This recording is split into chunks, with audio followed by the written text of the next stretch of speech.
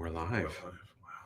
What is up? It is the live stream lounge. It's the Thanksgiving edition. And man, so much to be grateful for. And can't wait to introduce you. You've probably met him before if you've been around for a while. Mr. Dave Todd. What is shaking after too much turkey bacon? That's right. And Dave Todd is an author, plus helped out throughout the filmmaking process of Aladdin 3477. So much fun stuff to chat about. But first, our first segment that we always do on the lounge now is a special guest. Ooh, Another one. Wait. Wait, there's more. Hold on. Our special guest is, we're doing a redo really quick. She's done this before. I know. Mr. Dave Todd! Woo! WWE entrance. Yeah, I need some fireworks going on here. All right.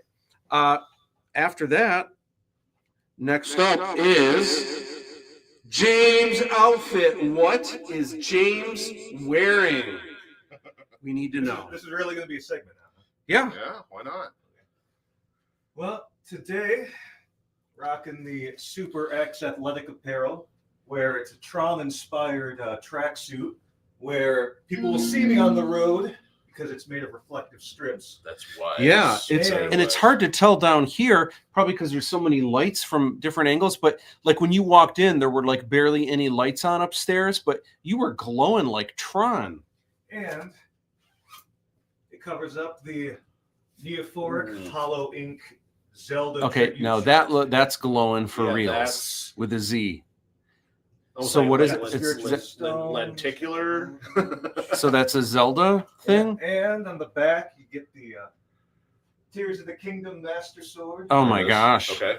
So the first thing I had to say about the jacket and the pants, also very similar, seemingly similar to Mass Effect, if not for the Tron. Ooh, I do have a Mass Effect jacket by Volante, but I will wear that at a later date. All right. The option is there. The option is there, and I know you'll see it because you are probably the most loyal one tuning in on the dot. I gotta cause trouble some way. That's where I feel that. It's so real. All right. So James, do you need the extra punch tonight? I do. All right. He's gonna do a little of the grind espresso, double espresso shot from. Yeah, who needs to work tomorrow, right? It's a matter of whether or not it makes it more entertaining. And then check this out. For the first time ever on the lounge, instead of Costco cold brew, Colombian, I have brewed my own cold brew, and it's salted caramel. Are you ready for this? Just a slow day today, or what? I made this a couple days ago. 2 days ago. Oh, was this for Thanksgiving? No. So I'm starting to think. One day ago. I made it yesterday. Or the night before. I don't remember. Salted caramel is becoming the new pumpkin spice. Like all of a sudden now all restaurants are like becoming like, oh, we've got salted caramel Frosties. But I gotta admit, the Portillo's spice caramel shake, stellar. What? Oh yeah, it's a thing. Oh my gosh. Now I gotta go to Portillo's. I gotta see what this is all about. It's pretty good. I have yet to have a bad thing from there. Knock on wood, but yeah, I was a little disappointed when I first discovered them per recommendation that they originally had a lemon cake shake, which was seasonal. Yeah, it's because they've now moved that out for the salted caramel, which I wasn't sure if I was gonna like. But I think that's the thing now. So I don't know what they're going to rotate in and out, but it is a new favorite in the sugar category. But that chocolate cake shake, Matt, they just blend an entire slice of cake into that. Yep. And they bake their own cakes there too, and you can buy them there. But it's not about that. The reason I even got sold on that shake is Bill Bukowski was like, "Hey, this is a great shake." And I'm like, "All right, I'll trust you. You seem like a guy who knows what he's talking about." Yeah. Interesting. So we've got some fun glasses today. Dave brought his own. Look at this, Looney Tunes. his own tumbler from the past. Where's it? Is this Burger King? Where is this from? I think it says Pepsi. I think it says 1970 something or other. I'm curious where it was. If it was like a Wendy's thing, it just says Pepsi, so I don't know. Yeah, so I couldn't tell you. So 1976 Wow. Collector Series. Old school. I wish I could take credit for that, but that was there before I was born. So my dad found that on the road somehow with all his bargain hunting. He's like, you know what? You like Wile E. Coyote, you can find these. So this was a very surprise gift a couple years ago. So that's kind of cool. James said he wanted an Indiana Jones glass, so I gave him Short Round. And then I'm curious, like, is that? I don't know. Wow, man. Well, I'm just curious. I mean, for real, was that? I mean, I like Short Round myself. I think it's just implied that you call him Dr. James. There you go. James, are we doing the 1883? Oh, yeah. Like, you wouldn't think it would be that much of a premium taste difference. It's just salted caramel. Something about that being in that glass bottle, I don't even know, and being twice the price of the original, you taste that salted caramel. I as much as I don't really consider myself a soda connoisseur, I have noticed the difference between a 20-ounce bottle coming out of plastic versus glass. Oh, yeah. You know, so I don't know chemistry. Do you want some grenadine in your Dr. Pepper? I'd have to say pass unless it's made with real grenades. Not real grenades. I guess I'm kind of jumping the gun here, considering there's so much, nonsensical military stuff going on here. But no, I appreciate that. I appreciate the suggestion. Yeah. All right. Oh, a little stir. You can maybe put. It was just foaming up. So. Oh, you know what? In that case, there's more room. I haven't duplicated the process, but I don't know if you guys have ever done this with a 20-ounce or 2-liter. If you get in the freezer just for the right amount of time, take it out, because the pressure, crack the seal, it will actually turn into slush, just enough to pour it out, so you get the Slurpee effect without. I've only done it a few times, but it is possible. But don't try that at home, because I'm sure there's some safety things. I'm going to get in trouble somewhere. All right. Cheers to the lounge, hanging out Sunday night, and lots to be thankful for. Amen. Classic. There we go. Simple and to the point. Can you taste the salted caramel? Yeah. Like in the brew, it's good stuff. Because normally with that syrup over there, I don't. So whether it be glazed donut, cookie dough, other than the mocha, you pour anyone in there, I can't tell the difference. I know. Myself included. All right, let's get the party started.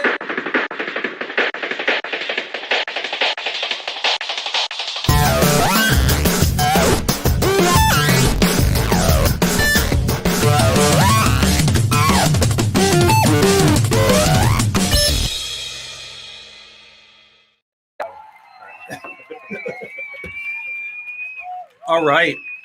Welcome to, first of all, happy Thanksgiving. And I had a wonderful Thanksgiving with family, and so much to be thankful for. This is my year, and I feel, I almost feel guilty for how much amazing things have happened this year. But part of it, though, is not, I mean, I don't want to say like I deserve it, but a lot of these things that have happened, it's not just luck. It's that my 30th anniversary of Star Wars is the result of 30 years of hard work. Mm-hmm. This, Aladdin dropping, not this year, but close enough, right? Is the result of a lot of years' work. A lot of work and just a lot of planning.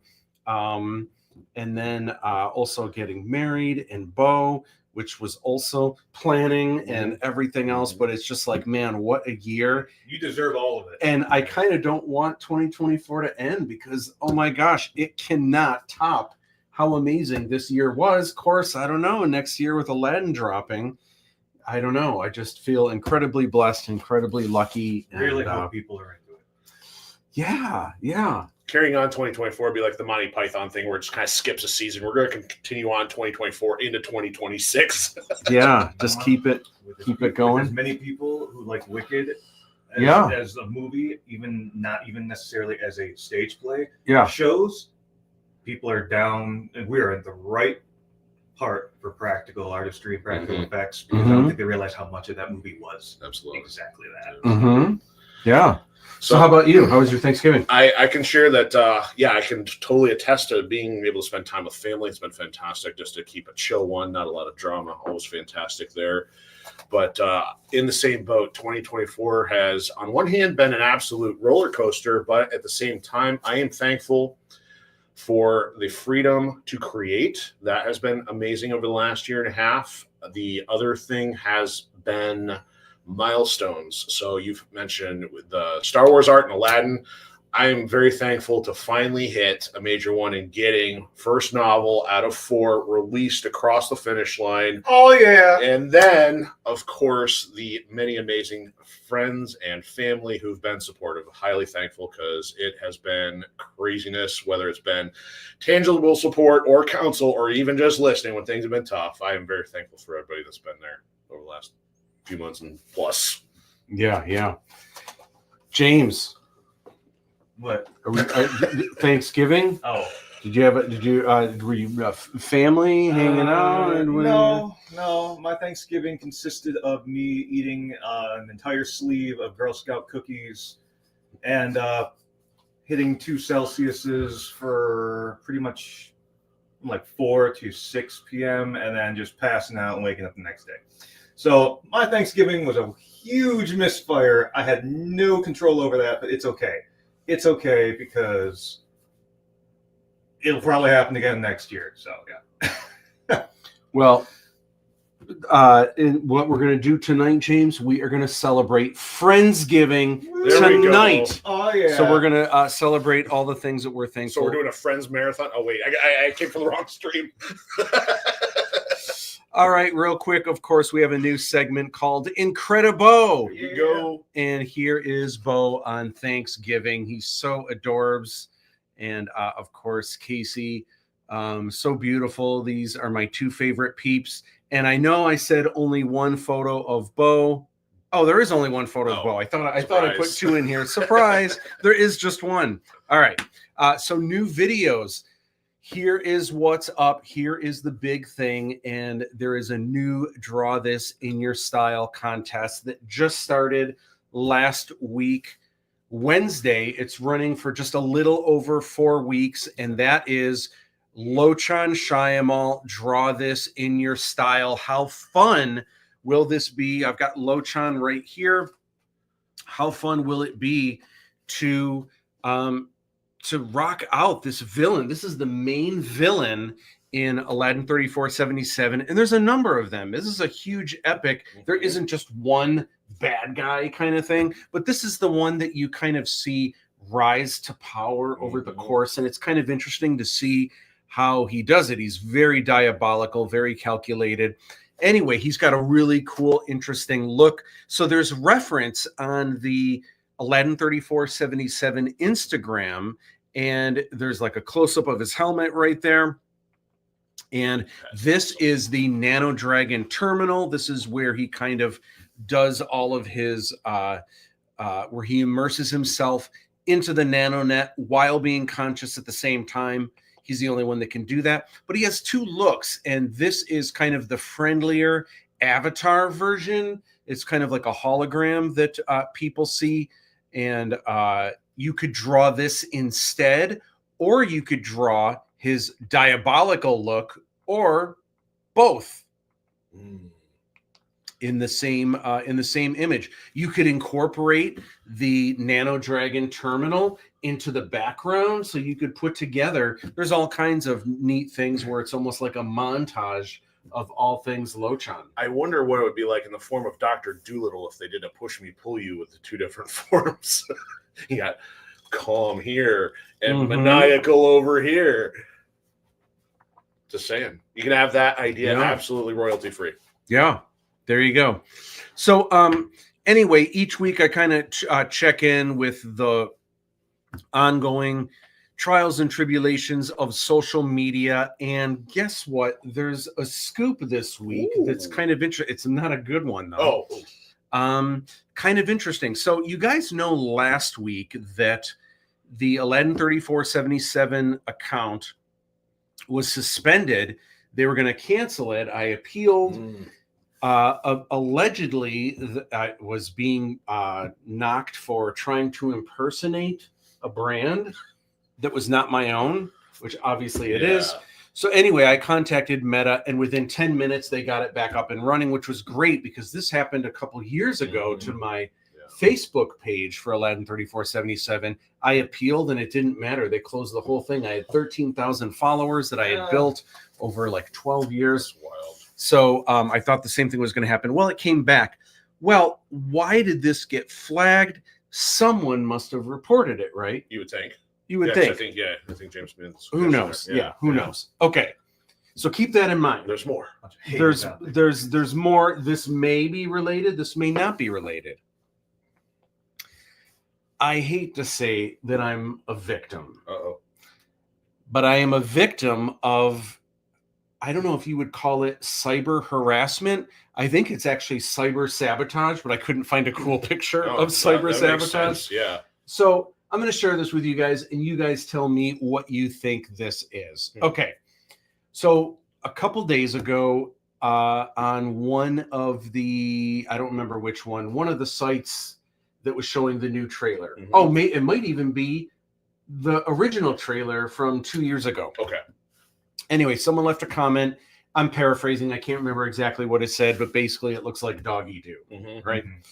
Now, I know a lot of people say, why would you even respond to haters? But what I have found about half of the time when I just say, hey, cool, everyone's entitled to an opinion and stuff, just so you know, this isn't like a big, because I think a lot of people think it's a big studio movie, and then they see some of the quirkiness maybe of the practical effects, and they feel like this is what Disney is doing now. This doesn't look like an army of people. This doesn't look like $1 bajillion. And I think what people don't realize, I kind of say, hey, that's totally cool. I'm kind of a one-man band, but with the help of family and friends, this is like years and years and years of blood, sweat, and tears, and I'm a poet and you didn't know it. Half the time, people either don't say anything or they say, I still think it looks like crap. Half the time they say, my gosh, I am so sorry. I just watched the trailer really quick. I assumed it was a big studio. Man, I'm really impressed. Oh my gosh. And now I feel like a dirt bag for having said that. I kind of had no idea. Well, it's really cool. Please accept, which is cool. And sincerity. Yeah. And sometimes people still think it looks like crap, and it's all good. I've got thick skin. It's no big deal, right? That's very true. So, anyway, so this person says it looks like doggy do. I say all of that. And then this person leaves another comment, which I can read on email, and it basically says, you're so full of yourself if you think this and that. And anyway, so I go and I was going to respond again and just say, hey, it's all good, whatever, it's a free country, But I go to respond and it's gone. Oh, they deleted it. They deleted it, and they deleted their first comment because they're really brave. They're so brave behind the screen, they don't even leave it up after they say whatever. Armchair champs there. Okay, no big deal, whatever. Anyway, this person's screen name was a specific, had a bunch of numbers, but it had a specific word. And I'm not going to say this person's name or call them out or anything, but it had a specific word that it's not a very common word. Anyway. About 20 minutes later, I get an email. I get a new order through mattbushstore.com. And I get orders every day, almost every day, on average, one or two. So it's not a big deal. But what I notice is the screen name, the email, also has this word. It's not exactly the same, but this is not a very common word. And I'm like, man, this is weird that just a half hour ago, someone else with that just bought something. And I'm thinking maybe they feel bad now. I don't know. So I look, and it's actually just, I look at what the item is. It's a sticker. It's a mattbush.com. It's the circle sticker, which they're free, but you have to pay shipping. Right. And there's a flat rate for everything. So this person had to pay $12 just for one stick. I mean, that's what it's just, it's a flat rate for everything. Okay. And then usually what I do is I load with extra stuff. So anyway, so I'm thinking this has to be the same person. You know what? If they're buying a sticker, like that's really cool. I'm going to load up some, and I would do this for anyone, not just for a person who first said, mean things, but I'm going to send like maybe some cards and maybe some stuff that I just kind of fill, free stuff anyway, maybe a free You Can Draw Star Wars DVD, whatever. Anyway, so then about a half hour after that, hey, I just made an order a little bit ago, and I just want to make sure you can fulfill my order. If not, I would like a refund, or I need, if there's some kind of arrangement that we can work out. I'm like, other than shipping, there's not much to refund there. Well, and also just kind of like, that's a little weird for someone to write something like that a half hour later. But then I'm like, let me just look and see who this person is. So I look at the address, and it's someone verified on. They got a check mark. Yeah, they have a check mark on PayPal, and I can see their name. I can see their address. They live in Novi, Michigan, which is kind of weird because I'm like, wow, that's a little close. That's a little close. So I look this person up online, and I have no idea. I mean, I know who this person is because I looked them up online, and I can see all over. I know where they work. I can see everything. Slashing some tires, Joe. No. But I'm like, but barring that, I have no idea. Like, I don't even how does this person even know who I am? Does he know me from someone else? And why the bad blood? Like, does he know someone that doesn't like me, or does he I have no idea. I don't know why anyone wouldn't, why it would rub anyone the wrong way. But anyway, so I don't really think that much of it, but I respond like, yeah, I got you covered. It's all good. And then he responds again and says, are you sure? I just want to make sure that you can fulfill my order, because if not, I need a refund. I'm like, what? That's a little suspect, all right. So I look at the order, because I just looked at what it was, and it's a sticker, and they're free. Yeah. You can order you could technically order 5. It would still be free. You would still pay for shipping. Did he put an increased quantity? He ordered 100,000 stickers. This is just trolling you at this point. Yeah. You're being targeted. So he paid $12. But here's the thing. Knowing I wouldn't be able to fulfill that, right, I had to refund his money. Yeah. And when refunding the money, he gets all of the money back. I lose because there's an amount that goes to PayPal. Yep. Yes. Now, granted, it's, I don't know, for $12, it might be I don't know, it might be like $2. Is it $2? Regardless if it's 10%, whatever 1%, it is. Yeah, you're losing money because of that. Yeah. So I just feel like, man, that is really calculated. Like, who has the time? I can think of a couple people. Who has the time for just a couple bucks and to be petty? Oh, the brain space. And the thing is, wow, they showed me my, that my movie's doggy do, and I had to return $2 on PayPal that I'll never get back. So, I'm just that's so bizarre. I'm just and it's a little strange that it's Novi. That's a little close to home. So I'm curious. What do you think about that? Is that cyber sabotage, cyber harassment? Trolling, but it's also, in a way, the fact that it's affecting not your income, but you are actually losing money to an extent.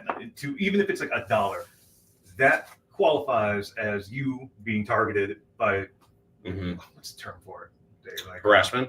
Well, yeah, harassment. What term? Cyber harassment, cyber bullying. It's not really even Yeah, it's not that, but it's malicious for sure. Yeah, that's a good way to put it. I think there's people that do try to leverage the system through refunds. I mean, we used to hear about those scams through emails.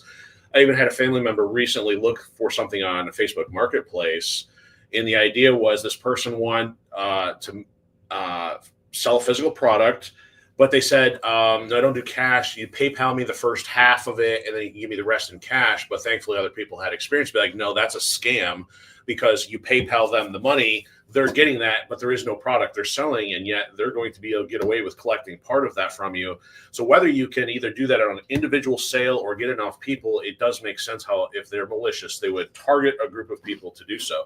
So, I mean, it is a small scale that he's got the ability to do that, but there's clearly a burr under his saddle that he would actually. Yeah, there's nothing there's nothing, I'm assuming it's a he, there's nothing that, oh, it is a he, because I know who they are. Okay. Who's the jagweed out there who's taking this good man and making this project? I mean, there's nothing they have to gain. They didn't gain any money. They didn't benefit from anything. What would they have done if I did send them 100,000 stickers? I mean, I'm sure they would have thrown them away, or maybe they would have done something to make me look bad, like stick them all over something, and then people would be like, would be like, oh my gosh, who's this Matt Bush guy covering?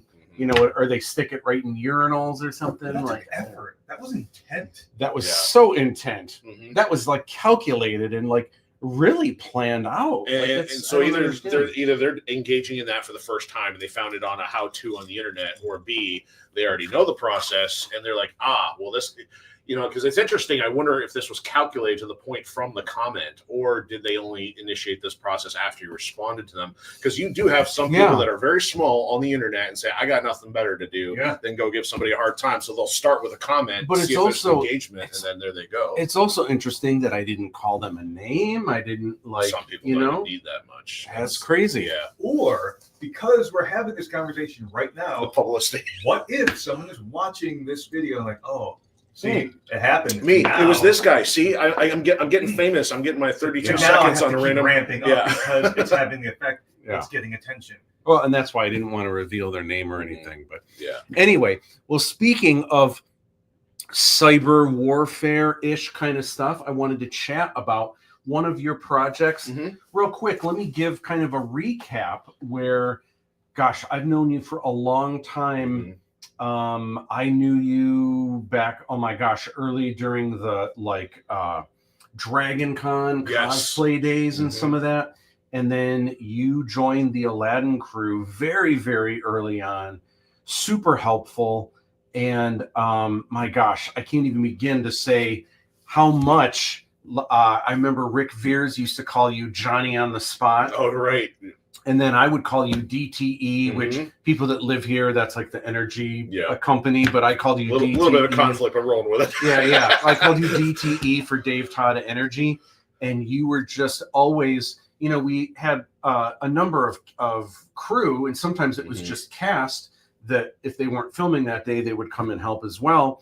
But if I had 5 people just waiting for something to do, as soon as I needed something, before I could even finish the sentence, you were already running to get it and coming back and kind of beating everyone to the punch. And that's why Rick called you Johnny on the Spot, and why I called you DTE. But so helpful in so many different ways. And then even once we finished filming, so helpful with the editing process. And I had a couple people helping, but you were just so good at it.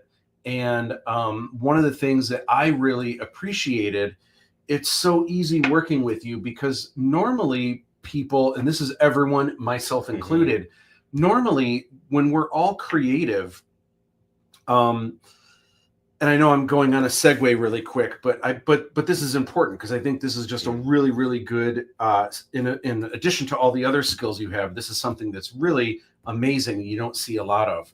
So a lot of people that work for Disney, for example, hate Disney. And I think the reason why it isn't because of Disney, it's because we're all creative. If you're working for Disney, you're probably creative. We all have great ideas. So imagine someone working on ALADDIN, not our ALADDIN, but the actual ALADDIN. When they were working on that, on a weekend, someone really creative was maybe brainstorming, and maybe they came up with the idea, oh my gosh, you know what would be amazing? A boo, instead of being a monkey, what if a boo is a giraffe? Totally That would be fit. so much better. Oh my gosh. And they think about it all weekend, and they maybe do some sketches, and and then they might take it on Monday, and they might take it to the board of, people, and all right, so I got it. They make their pitch. I got a great idea. A boo, a giraffe. Yeah. And they might say, no, we're not gonna. And then that's it. And then they're just like, what? Mm-hmm. Like, I just gave you guys gold, and you're gonna, like, what? No, we're gonna teach them monkey. Yeah. Shooting them down. Yeah, and then but the thing is, you can't have everyone's idea. And then it is true that sometimes it's the suits making the decisions, of course, but everyone has great ideas, and you just can't use them all. So one of the things that I really loved about working with you during all of the production, but even editing and stuff, you had this uncanny thing where so many of your ideas were good, and there were so many times it was crazy where you would say, this thing here where they're with the kick and stuff, you need to just cut 2 frames right out of that. And I'd be like, really? You're crazy, Dave. Are you sure? Like, I think it looks good right now, but just to appease Dave, let me cut these 2 frames. And more often than not, it was like, oh my gosh, like, man, it really looks like they're getting whapped in the face. Like, oh my gosh, that's great. So that was awesome. The other thing that was awesome is sometimes if you had a suggestion, and if it just didn't, in my mind, if it just didn't fix, or if it just didn't fit the big picture, and I was like, unfortunately, I don't think I can do that. It was like no big deal. It was just like, oh, okay. Yeah. And then you went on, and Next. that is so rare because most people, myself included, we can't help but feel personal about it. Very like, true. Man, I just gave you a really good idea. Oh, you're not going to do all right. Well, then I'm not going to give you any idea. You know what I mean? Yeah. I hope the guy who did the giraffe thing did take it personally, because he really reevaluated that decision, because you can't get the giraffe on the carpet. You can't get the giraffe in the cave. I mean, have you seen the clearance at Taco Bell? That giraffe is not going to make it through the drive-thru. Yeah. If you can't make it through the Taco Bell clearance part, you're not making it onto the carpet. But See, maybe that's a reason why. I don't know. Anyway. And I just made that up. I don't think that was an actual thing. I picked up what you were putting down, and my first thought would have been like somebody just like completely messed with the color palette. Ooh, we're gonna make the genie green, and then you can see the board members just shaking their head. I'm like, where did this come from? So anyway, all right. So leaping into all things Dave Todd. Oh my gosh. So you put together some of these images for the show, which is really cool. So in the middle here, we see the cover to your book, Ascendant Chaos. This is the first in a series that's called the Firewall Protocol. Yes, sir. Oh my gosh. So and look at this fresh, brand new copy.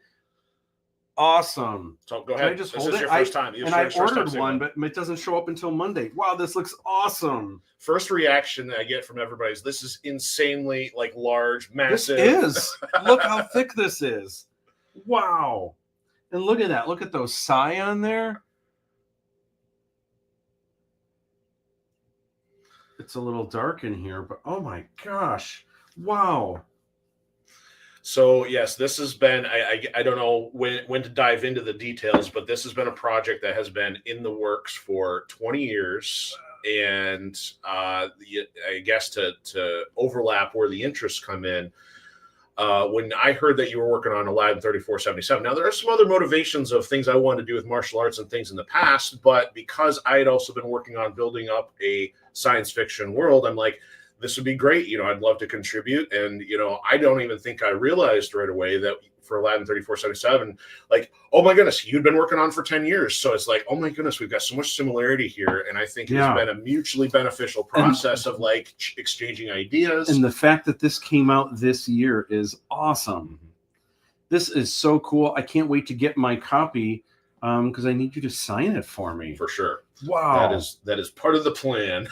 Love it. So what did you use, just out of curiosity, what did you use to lay out the book?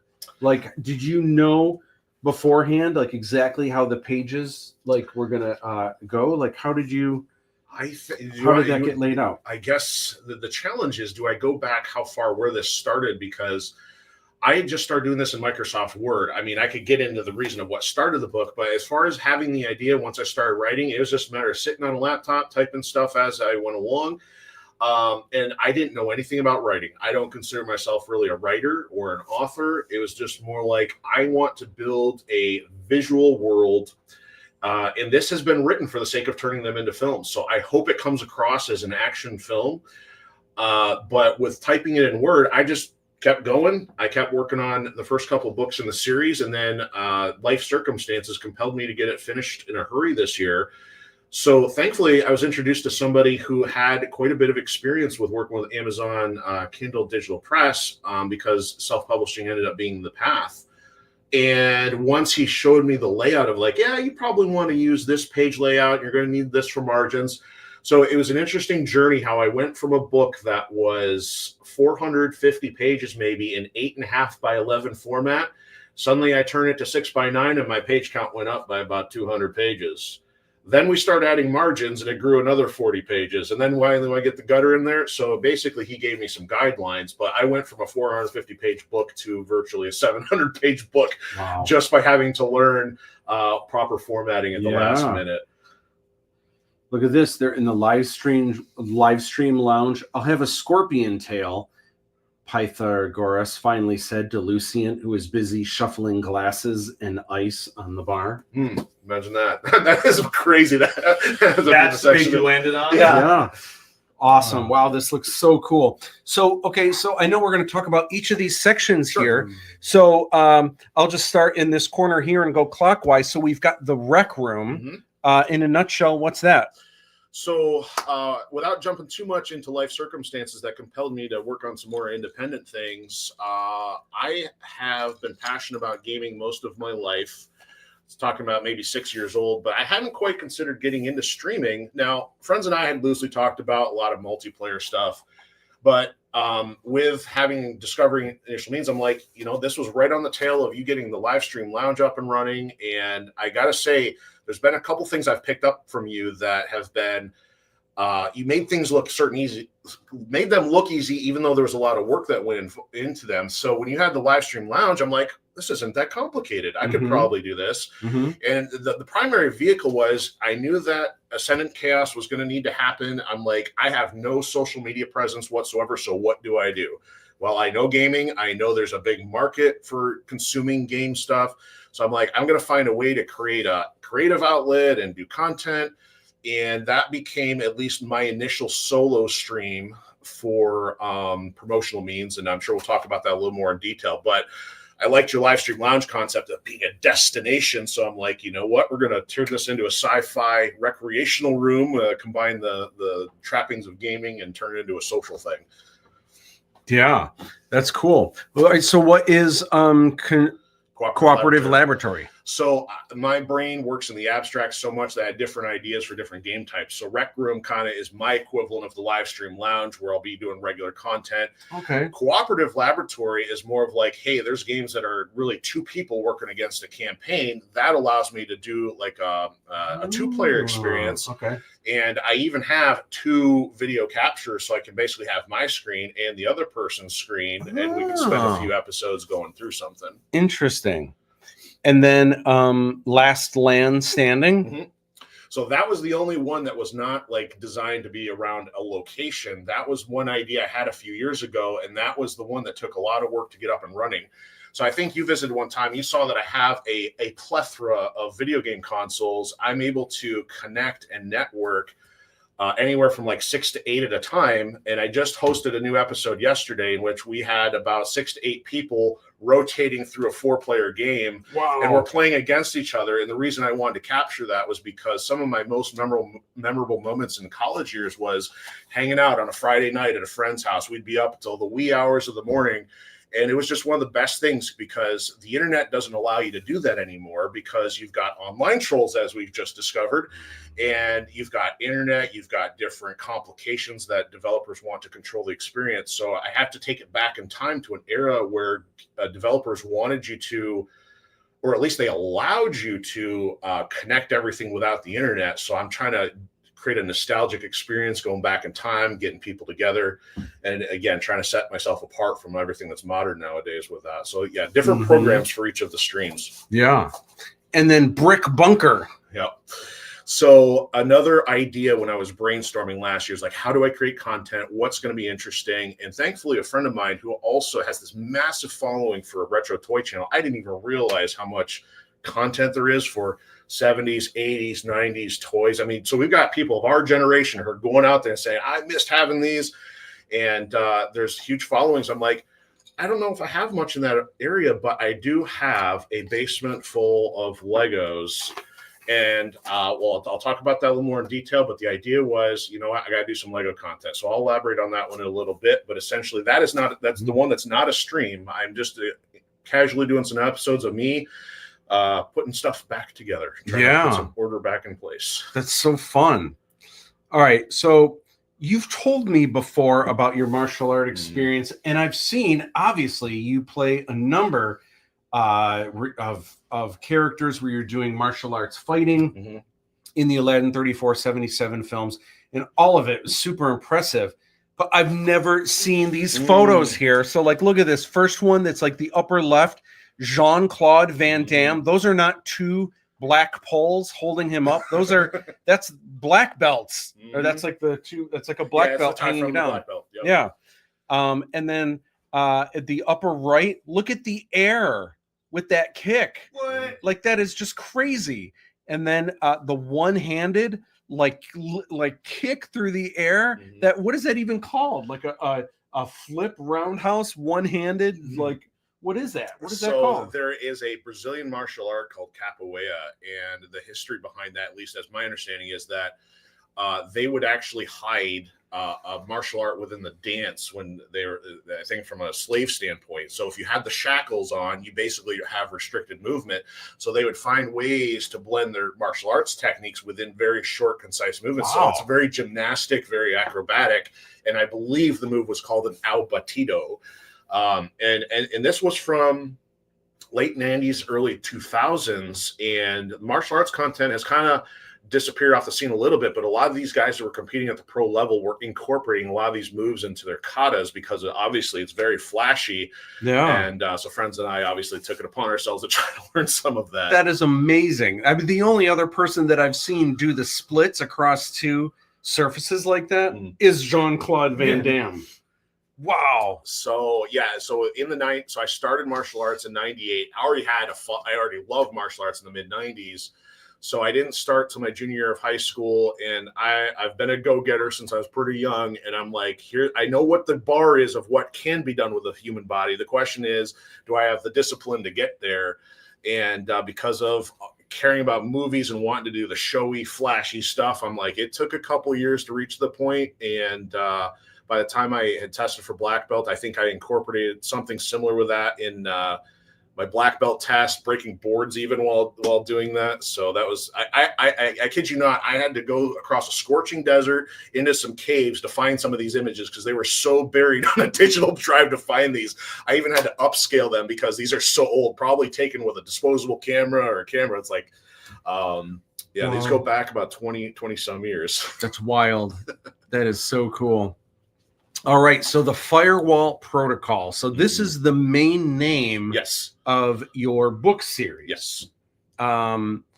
So, man, that's so cool. I love the logo in your shirt. Obviously, you've got the logo going on. Awesome. And then the first book is called Ascendant Chaos. And what are these all about? Are these just like character designs and stuff? Yes, so I guess this might be a good time to talk about the origin of this. So, and we kind of had to lead in with the martial arts. So in my early 20s, I was very passionate about wanting to get into films. Some friends and I even tried to do a couple local auditions. We even met somebody who had been in one of Jean-Claude Van Damme's movies. Wow. I didn't do so hot with the audition, but my friends did okay. One of them actually got to be in a trailer that this guy was putting together to go pitch to Hollywood. So we understood that if you want to get into this stuff, California is where it's at. So I didn't have the resources as a broke college student, but they at least went out to California, did some auditions, looked around.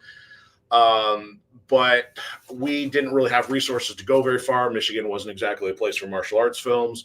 So we kind of started doing some of our own independent stuff. But as you can see, some of that gymnastics stuff, if you want to take a break for comments, I can clearly interrupt. If no, go ahead, and then I'll get into. If we're getting overwhelmed, yeah. I don't mind pausing. No. And so what happened with the gymnastic stuff post black belt, I got into doing backflips and flash kicks, but that led to injury. I now have a piece of metal in my wrist thanks to a broken bone. And also after having a near head injury and stuff, I realized I was pretty washed up at about 21. You realize it's not something that is easy to do. Mm-hmm. So with losing the martial arts drive to get into that stuff, we started doing some backyard fight videos and I started making these characters. But I'm like, well, I can't do anything with this. What do I do? So fast forward to when I was kind of lost in my quest for my degree. I'm sitting here at this boring security job, and we're right in the middle of Lord of the Rings, because Lord of the Rings released across 2001 to 2003. And I'm sitting here reading one of the Lord of the Rings books, and I'm like, oh, this is boring. Now, and this is no insult to Tolkien, because you can see that these books written years ago spanned this blockbuster franchise now. And I'm like, it wasn't to be overconfident in my abilities, but I had the confidence to say, you know what, I could do this. So I don't have the ability to do this stuff myself, but I've got these characters. I'm going to make my own story with this. So end of 2002, we are coming up on 22 years since I started this, and quickly it blossomed into like a trilogy of stories, and now since then a fourth one. And these are characters that started from those backyard fight scenes. And these drawings themselves are actually by a good friend of mine, Joe Palazzolo, and he's actually was featured in the collector's guide for Aladdin because he had one of the contest entries for Fidget. Yeah. So these are 20-some-year-old images of sketches he did. Now, the rest of it is, unfortunately, my poor photoshopping skills with the F-15 there and the Chicago backdrop. Some of those ideas have morphed and changed over the time. Yeah. But from the top there, you've got the Enforcer. The middle one on the side is Torque, and the bottom you have the Serpent. Yeah. And in the little one there, which I couldn't find another resolution image of at the time, is Maxwell. Formerly, I hadn't called Einstein originally, but he's a hamster, and he's got a collar which allows him to talk. Oh my gosh. Cool. That's awesome. Hey, real quick, let's get to some comments. Dave helped Kamala a lot, making sure I had things I needed. Thanks, Chris. Yeah, it was worth helping you out. yeah, and it's interesting because I'm sure there's so much. I mean, I have my vision and memory of like all the things I needed, but I know there were so many things going on in wardrobe and things that weren't even brought to my attention, and probably fires that you put out that I didn't even know about. So yeah, that's great. That's cool. Thanks for hanging out with us, Christy. What's up, brother? Mike, hey Dave, what is up? Just now jumping in. What is going on, Mike? Dave, you were awesome on set. You were really there. I see you, bud. Joe Palazzolo is here. Nice book, buddy.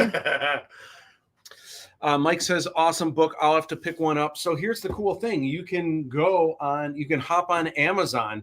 If you just look up Dave Todd, it is the very first thing that comes up. You just type in Dave Todd. You wish all algorithm issues were that simple, at least with Amazon finding this one. Yeah. So you can get the book on Kindle. Both Kindle. Yeah. And paperback. And I had this toward the end, but I'll mention it now since people are here. Amazon's a little tough on what they allow you to do for price control. So I traditionally wanted to mark it down for Black Friday. They won't let me really go any lower on the paperback, but right now I have the Kindle down to $5, and I will keep that prices like that through the end of, we'll call it Cyber Week until Cyber Weekend. So right now it's marked down. Awesome. And I know this is a little pricier, but look at, I mean, this is a lot of pages. Like and it's a beautiful book. Like this I'm glad is I went with glossy cover. yeah. It looks really, really nice. So that is awesome sauce. Mike says, dude, you wrote a book. To me, that makes you a writer. Absolutely. And Hard to deny. And it's amazing that for as long as I've known you, you have been working on this series, which is awesome. So it's so cool that this is your year 2. Mike wants to know, and I think I know, but everyone else probably wants to know, how did you come up with the artwork? Should we turn on a light real quick? Right there. Boop. There it is. So I guess if you're referring to the cover art, well, I did do that myself thanks to a long journey of learning 3D.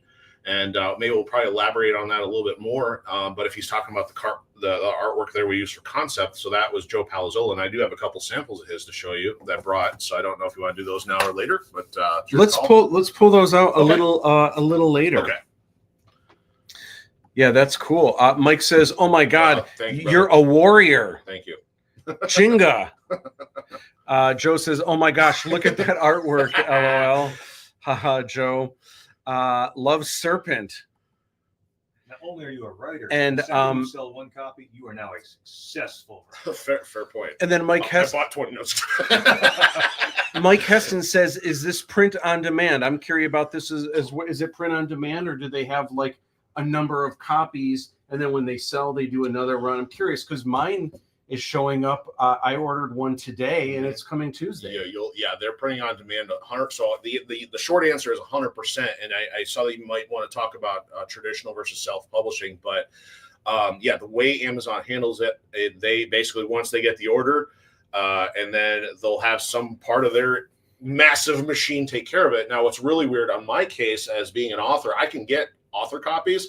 They're like, oh, forget you. You get 2 weeks before you get yours. So thankfully, at least they take care of retail customers. Yeah. But yeah, there's some quirks about how they handle some back end things. Print on demand is the way to go. Right. From things I've seen. You can understand nowadays with the concern of paper consumption and trees, that's one element. But at the same time, like who wants to have a warehouse full of stuff waiting until you sell it if you don't know? So then it makes sense. Like, okay, well, we got one order here, 2 orders here. If you've got the machine and the apparatus and system in place, boom. Well, I think there's a difference too with things like books, which is something that people read, something that they enjoy, something that they pass down. Mm-hmm. I think a more of a concern or a greater concern would be things like just garbage bags or going to McDonald's and the paper that goes on your tray and just things like that are just completely disposable. I'm always a supporter of print on demand. Yeah. Wizards of the Coast really shot themselves in the foot, and by switching from print on demand to limited prints for everything. Oh, did they? And it's one of the biggest hot topics on them right now. Is that a result of recent ownership change? Yeah, it is absolutely. It is okay. Yeah, so you can just straight up like that. Yeah, okay. yeah, I've heard some rough things about Hasbro these days. The Alabama Traveler says we are enjoying this live stream lounge episode with Dave. That's my dad. That's my family checking in. Oh my right gosh, there. awesome. What is up? Mike Heston says any digital book element coming, maybe future. Okay, so would that mean that like the Kindle, or kind of curious if you were talking about more like, or maybe there's another ebook, or maybe for people that aren't on Amazon, is there like an ebook version? I don't have an alternate format yet because the person who will help me is like, I think Amazon's kind of sticky about whether or not you can use your ISBN on other platforms, and there's probably going to be more we can talk about on the distribution side now. From a digital side, we have the audiobook content we've been working on, which unfortunately takes a very long time to get through. But that's the only other closest thing to having a digital element outside of the Kindle at the moment. Yeah. So walk me through what's this right here. Okay. So, so there's 2 things that I have taken as amazing, life-changing things from working with you. The first I mentioned earlier was just seeing how you made it look easy to do streaming, and thankfully I was able to pick up and run with that to leverage that.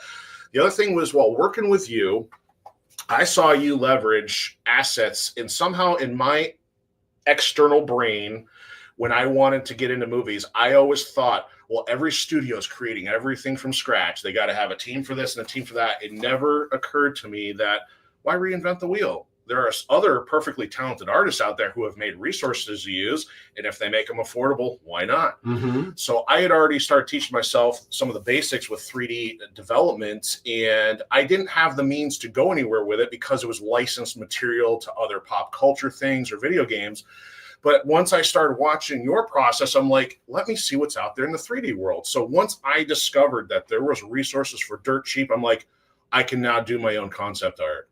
So unfortunately, it's very labor intensive, and I get distracted with a zillion other projects going on. But these essentially are a couple of my older concepts of trying to build up things for the Firewall Protocol Saga. So in the upper left is actually a backdrop of the style of the universe. So it's a combination. It's not dystopian. It's post-war, and some of these areas are just completely abandoned. So in the background, there is all this industrial complex that it's non-functional. It's just been vacated, even though you've got some destruction in the foreground of maybe a conflict happened there, but everything else is untouched.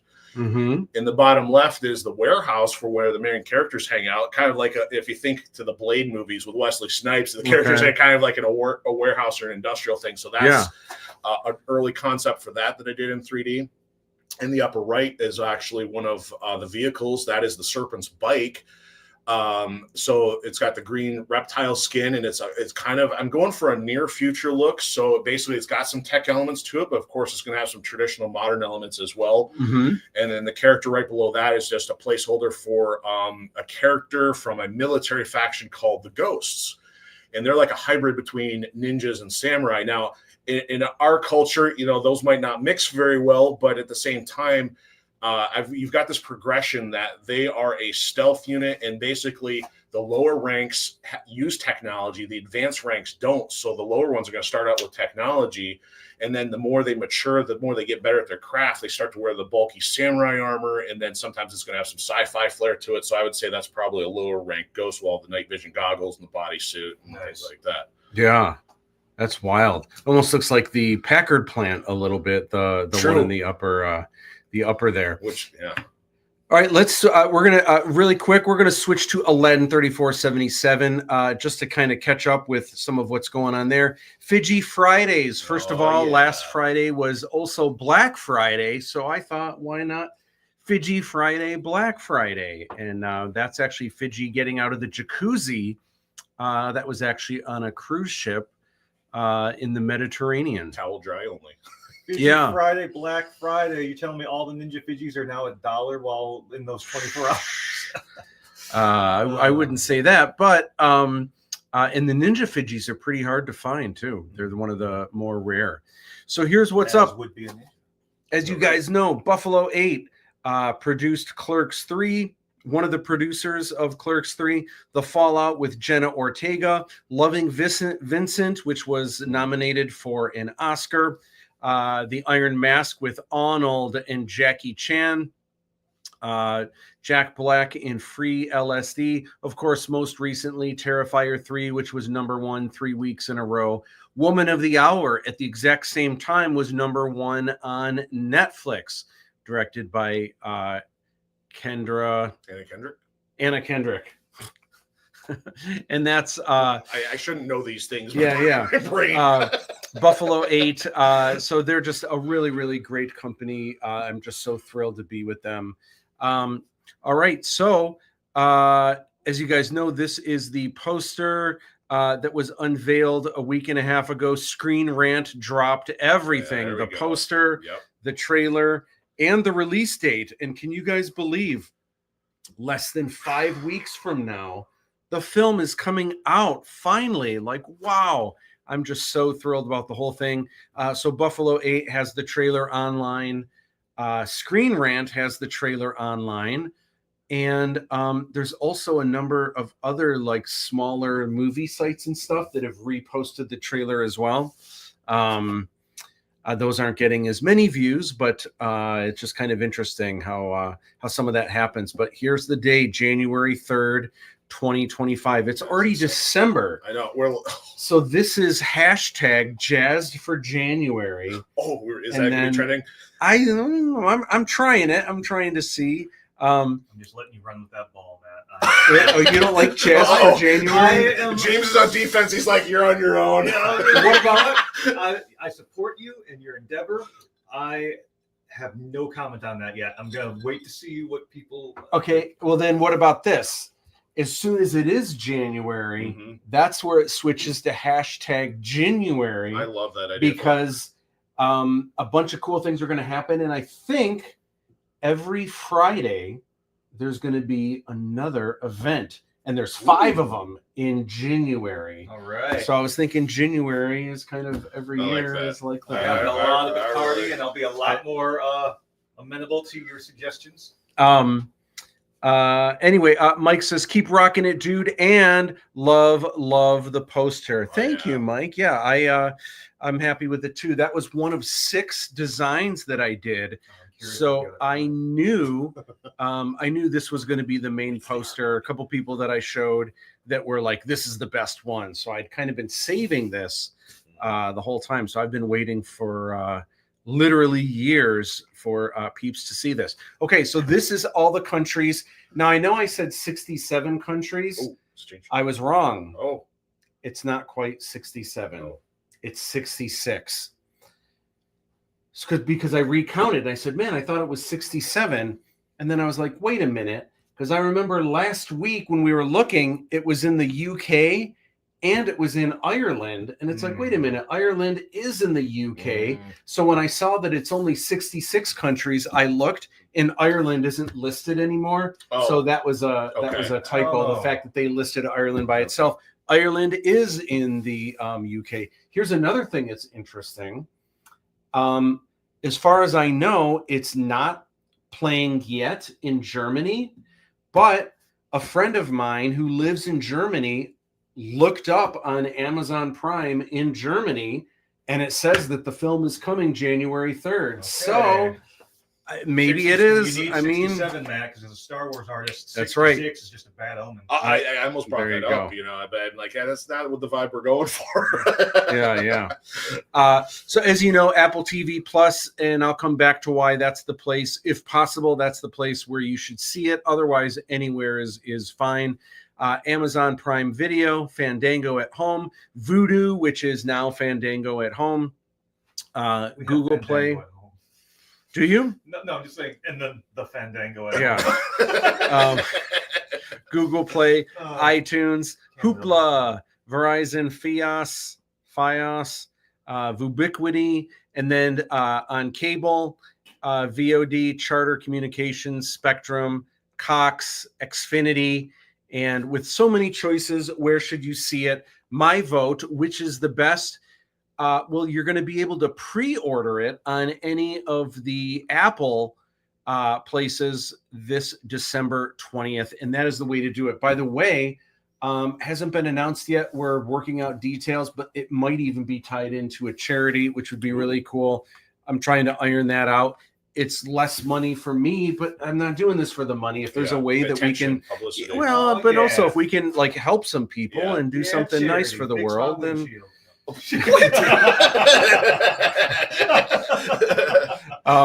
So anyway, it's the same either way. If you have Apple TV Plus, if you have Apple TV, or if you watch films on your computer or your phone, simply with iTunes, either way, you'll be able to do the pre-sale. And the reason why it's not that Apple pays the most, they might pay the least, either them or Amazon. I'm not sure which one pays the least, but what's cool about Apple, though, is because we want to be seen more. If we can get 500 people to either pre-sale or watch it within the first week, they will automatically put us in their new and noteworthy section. And that's one of the first things that come up when people are scrolling through movies to watch and shows. So that would be amazing if we can get on there. So that goes live on December 20th. Is that correct? So the pre-sale, December 20th to the January pre-sale. 3rd. Okay. Yep. And that's 2 weeks before the film is released. Okay. And so there's a period of 2 weeks for the pre-sale, and then January 3rd is when it's live.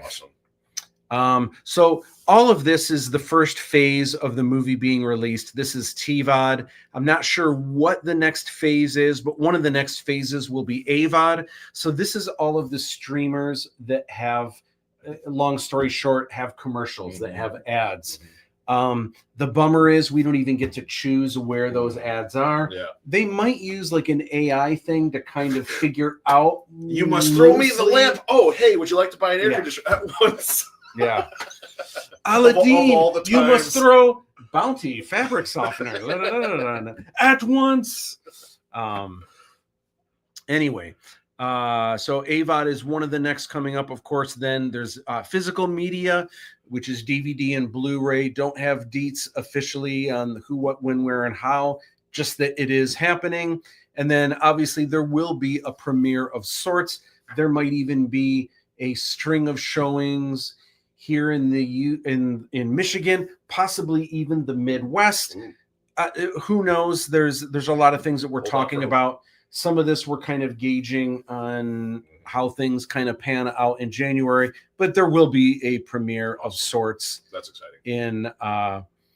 In some theaters. The big thing to focus on now, though, is obviously TVOD, January 3rd, with the two biggest being Apple TV Plus and Amazon Prime. Cannot wait. So many people. When do we get to see it? Now you know. January 3rd is your first opportunity. Oh my gosh. Anyway, so that's kind of the big thing. We got more to chat about with Aladdin. But let's shift gears here real quick, and we'll come back to it. So we were talking about the Rec Room, and so this is so walk me through this again. So essentially on the left are kind of the iterations I've already gone through, how I went from a raw idea of saying, okay, I'm going to stream, I'm going to start treating it as a promotional vehicle, just going to play some games. Because I think from a marketing standpoint, and actually, this goes to a conversation with Joe Palazzolo that we've had for years. And if anybody out there knows the source of this quote, which we think was Stan Lee, said, if I like characters, there's got to be other characters that are out there that like them too. So I've kind of taken upon that philosophy of, if I have content that I'm working on, I'm hoping other people who like the same things will take interest. So I've taken upon single player games which have involved sci-fi stuff like Mech Warrior or just gritty military stuff. So the idea is, if I'm in the space where there's content that has inspired the Firewall Protocol Saga, I'm hoping to run across other people. It's been an uphill battle just to get discovered. I'm sure we'll talk more algorithm stuff, but it started as a raw idea of just me streaming. And then I had to teach myself how to do all the basics of using the software for streaming, and it was just a matter of getting it out the door so quick. I did some basic, Photoshop elements that is grown over time. I'm like, how do I set myself apart? So I'm going to start creating some 3D visuals. So then it looks like you're sitting in this rec room and perhaps a planet, space station, get this cool backdrop. And it has just grown from there. And this is the first one I finally have a logo done for, which I'm trying to encapsulate all the cool things you'd have in a video game. You got missiles because of the airstrikes. You got knives. You got pistols, tanks, mechs. So I wanted to try to capture the kind of stuff. So that has become my most advanced one thus far. And this will eventually hopefully become a shirt logo and things too. I'm just excited to see it go through these phases and keep refactoring the creativity of how can I make it better? How can I keep improving it? And that's kind of what's going on, at least with the Rec Room so far. Yeah. It's totally true. And it's something that I tell my students a lot when they share their ideas. I don't know if people would like it. And my belief is that there's no such thing as a bad idea. If there's something you think is cool, there absolutely would be other people out there that would also think it's cool. I think what it is, though, is sometimes you have a great idea. Everyone has great ideas, but how did you execute it? How are you sharing it? And it's not that you need to change your idea, but what is your method of getting that idea out there? 100%. Sometimes it just needs to be packaged differently, or sometimes you're kind of putting those eggs in the wrong basket. Good point. This is the basket that would be interested. You've got the eggs here. It's not that it's a bad idea. It's just got to be in the right place. And to your point, I think one of the other helpful things is how much confidence you have in your idea. Because if you're confident about your idea, that's going to be conveyed when you have a conversation with somebody. Like, oh, so why would I like that idea? Well, I've got this and I've got this. So when you are confident about your idea, hopefully it'll be contagious. Yep. Absolutely. I feel like if the challenge was to come up with, when you said there are no bad ideas, like I have like 10 already in my head that someone might like, but it doesn't mean it's good. James is becoming challenge accepted. If you think it's if you legit think it's a good idea, I do not. Well, then there you go. But if you do, it would sell. Mike says, yeah, Dave, I know what you're saying. You did, LOL. Well, I don't want to take credit. I'm not going to put a copyright on it just yet, so not ready for that. So this is some of the gameplay right here. And it's hard to see because some of these are small, but I can see you in the little frames here. Here's the game that you're playing, like the cover, and then in the larger part is the actual is the actual gameplay. Yep, correct. So I don't view myself as a marketing guru or anything. Again, my career path took me down software development. So this is all stuff trying to learn the hard way. And I'm trying to create the emphasis on how do I make sure people can see content, but how do you also treat your audience with respect so that you're not shoving a bunch of ads in their face. And so the top one is my original format. And to me, that was really clunky. It was very static. But I was going for some of those ideas. And then the bottom one is essentially how it has morphed. Now I can have this ticker, which is out of the way, and show things. I even have ALADDIN 3477 in there now that we have a release date. But it allows me to be on screen, because some people, when they stream, they're putting their head right over a piece of the game. And sometimes that might obstruct something. But yeah, I wanted to create something flashy. So when you're looking at this, I even want my stream to feel like an immersive sci-fi experience as much as possible. But of course, going to be working on different things I'm hoping are more popular. So I've got Mech Warrior back when I started that. And then that's actually a Tomb Raider remaster game that came out recently. So trying my best to figure out where the audiences are. But yeah, that's just some of the process. And then on the right is actually my studio. That's behind the which you can see from camera. And that's so cool. All the collectibles and stuff. Like Mech Warrior, when you got into the pods, Dave and Buster's, and you piled around. Oh, that was so cool. And I was so frustrated that I didn't get a chance to experience it. I saw them there, but I was so broke, didn't have a chance to. I even saw them at Dragon Con. I'm like, oh, I could finally do it. I'm like, oh, I can't. They are currently being rented out in Kalamazoo. Really? So somebody has them. Okay. But that's the thing, those immersive experiences of I've got a giant robot, there's still some fun stuff out there. Timberwolf, man. So what's this right here? This cool room here. So this is actually the backdrop, which unfortunately gets obscured by most of the content, but that is all rendered in 3D. And what I try to do, take the flavor of like, okay, what are these kind of games going on? So in the background, there's some Psy, there's swords, there's missiles, there's a Slurpee, a coffee cup, a pistol, an arcade machine. And so it's just wanted to create what would a sci-fi rec room look like, and how would this represent the game that's being played. And one little joke, there's grenades sitting right next to the ketchup bottle. So when I was playing the samurai game, I kept joking about the katanas and ketchup, so I kind of put the explosives and the ketchup next to each other just for inside reference. But again, this is the first time somebody's really getting to see this without the interface. So I want to make sure I got a couple exclusives here. Oh my gosh. And yeah, those are just a couple of the modern games I've got in rotation right now. So just show the thumbnail of those. So wow. Super cool. So this is actually a sample of both Last Land Standing and Cooperative Laboratory. So the upper left is the original episode of Last Land Standing, where again, it's chaos trying to get the number of people over and have the systems running and do the network and get them all going. But after, trying to give myself some feedback here and say, this would be really cool if I can see what everybody else is doing too. So my computer can only go as far as get 2 video inputs. But I'm like, hey, the person who's playing on my team, we can watch them too. We've got them on microphone, so you can see a little bit of an advancement. So the 2 on the left are a standard definition game. And then a month ago, we did our first high definition game in the upper right.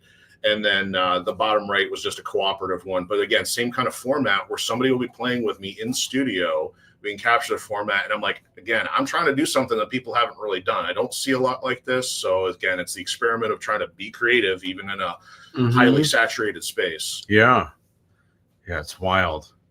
And this is the backdrop for Last Land Standing. So again, a lot of your multiplayer games, and this is coming from a very specific era, mostly between like 2000 and 2010.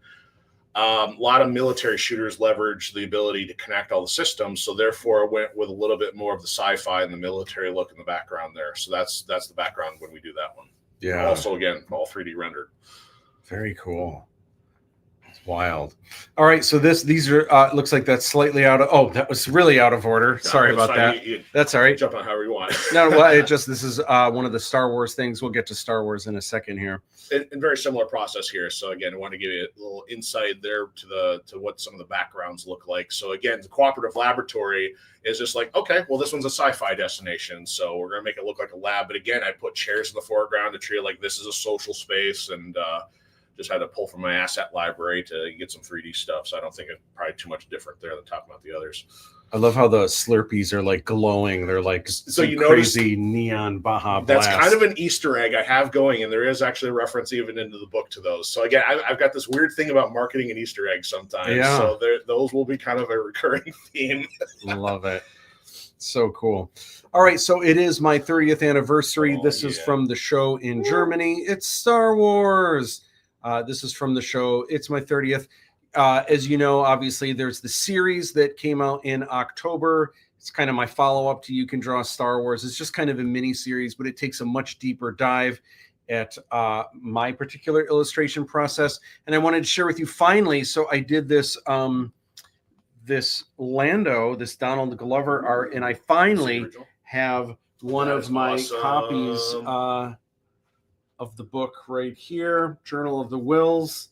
And there's also that ad that I keep showing is back here somewhere. Maybe somewhere in here. There we go. That's cool. Yeah. So nice and shiny. So thank you, Uwe, Alex, and Robert for sending me some copies of the latest Journal of the Wills. So how often do they run this one? Gosh, this comes out maybe quarterly. Quarterly? I think. Yeah, super, super cool. And then obviously the history of the R7 droid, a really cool video. I was the first artist to officially illustrate the R7 droid. And now it's, as you can see there, there's a bunch of action figures and more Star Wars stuff on the way. There's some things I thought were going to come out this year that might be next year. We'll see what happens with that. I don't know if I've heard you mention it, but I got to ask, is that one on the left, is that intentionally designed to be a minion from Despicable Me? No, this one here? Yeah. No, that's an Ahsoka one. That's actually the most expensive one. Really? If you're looking online, yeah, because I guess they sold out of them. So you're telling me that was not designed to be, because I'm No, like, that's yellow top overalls. That's got to be a minion. It looks like, now that you say that, I can totally see You're it. not unsee it ever again. It's actually it's meant to look like. I saw a minion. Did you? Yeah, Okay. yeah. Oh my gosh, yeah, it's meant to be so. In fact, it's called R7-TNO for Ahsoka Tano. Okay. But man, that's just yeah. Their color now I like, see it. It would be even more so if it had the circular thing. Yeah, that's true. That's true. All right, so the brick bunker. So this is something you got cooking. Is this exclusively on TikTok or is this everywhere? At the moment, so I didn't think to mention, so the streaming that I've been doing, I've been dubbing the Hyper Stream. So that's kind of the umbrella. So that's the umbrella under the Enforcer Media Productions umbrella. But most streams are on YouTube, Twitch, Odyssey, and Pilled. But as of right now, Brick Bunker has mostly just been on YouTube because it's like a lot of work to upload individually versus just converting a stream. So this was the idea that I had when I was doing the brainstorming last year, and I'm like, Lego, this could be a content piece right here, but because of learning how to do streaming from scratch and still having some intermittent work experiences in there, it really got put on the back burner. But a couple months ago, I'm like, you know what, it's time to start digging through some of this. I think I was on a mission to find, and actually, I don't know when we'll get into the pop culture thing, but I've got a couple figures here. But I was looking for something, and I'm like, you know what? I just had this corner in the basement, the original piece there on the left of all my Legos going back to a child. So my parents first started allowing me to collect Lego when I was 2.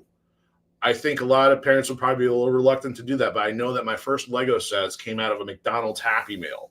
Oh, no way. So that I have maybe lost at most a handful of pieces since then. So we're talking, I virtually have everything for about that's been collected for about 30 years. And so one of the ones I'll show you, if I can find it here, is now I think the McDonald's sets were my first, but I think this is my very first actual Legoland set, and I didn't even have the instructions for it. I had to go look up that. I think this came out in 1980. So the fact I remembered how to still put it together, and this is the only thing I do not have the instructions for. So the fact I, as a kid, kept every instruction set, kept almost every piece.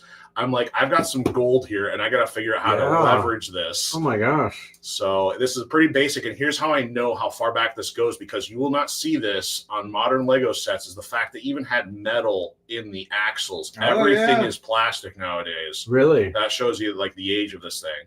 So I don't know if maybe the other pieces got moved in now of the collection, but I know some of these were pretty unique. Yeah. So my intent here is then just is essentially, you know how things are on the internet, that people will find a random idea and make it work. So really, if you were to boil this down to a random idea, it's, oh, well, here's just this guy cleaning his Legos. I'm like, well, yeah, if it works as an idea for Lego people out there to say, oh my goodness, I haven't seen one of those, and I'm doing it uncut and unscripted. You've got a lot of people being professional to their credit of like, I've got my awesome Lego studio, here's all my sets. But in this case, I'm just doing it as like, I'm a random dude. I'm just taking stuff out. I'm talking about it, bringing out some nostalgic memories, and here we go.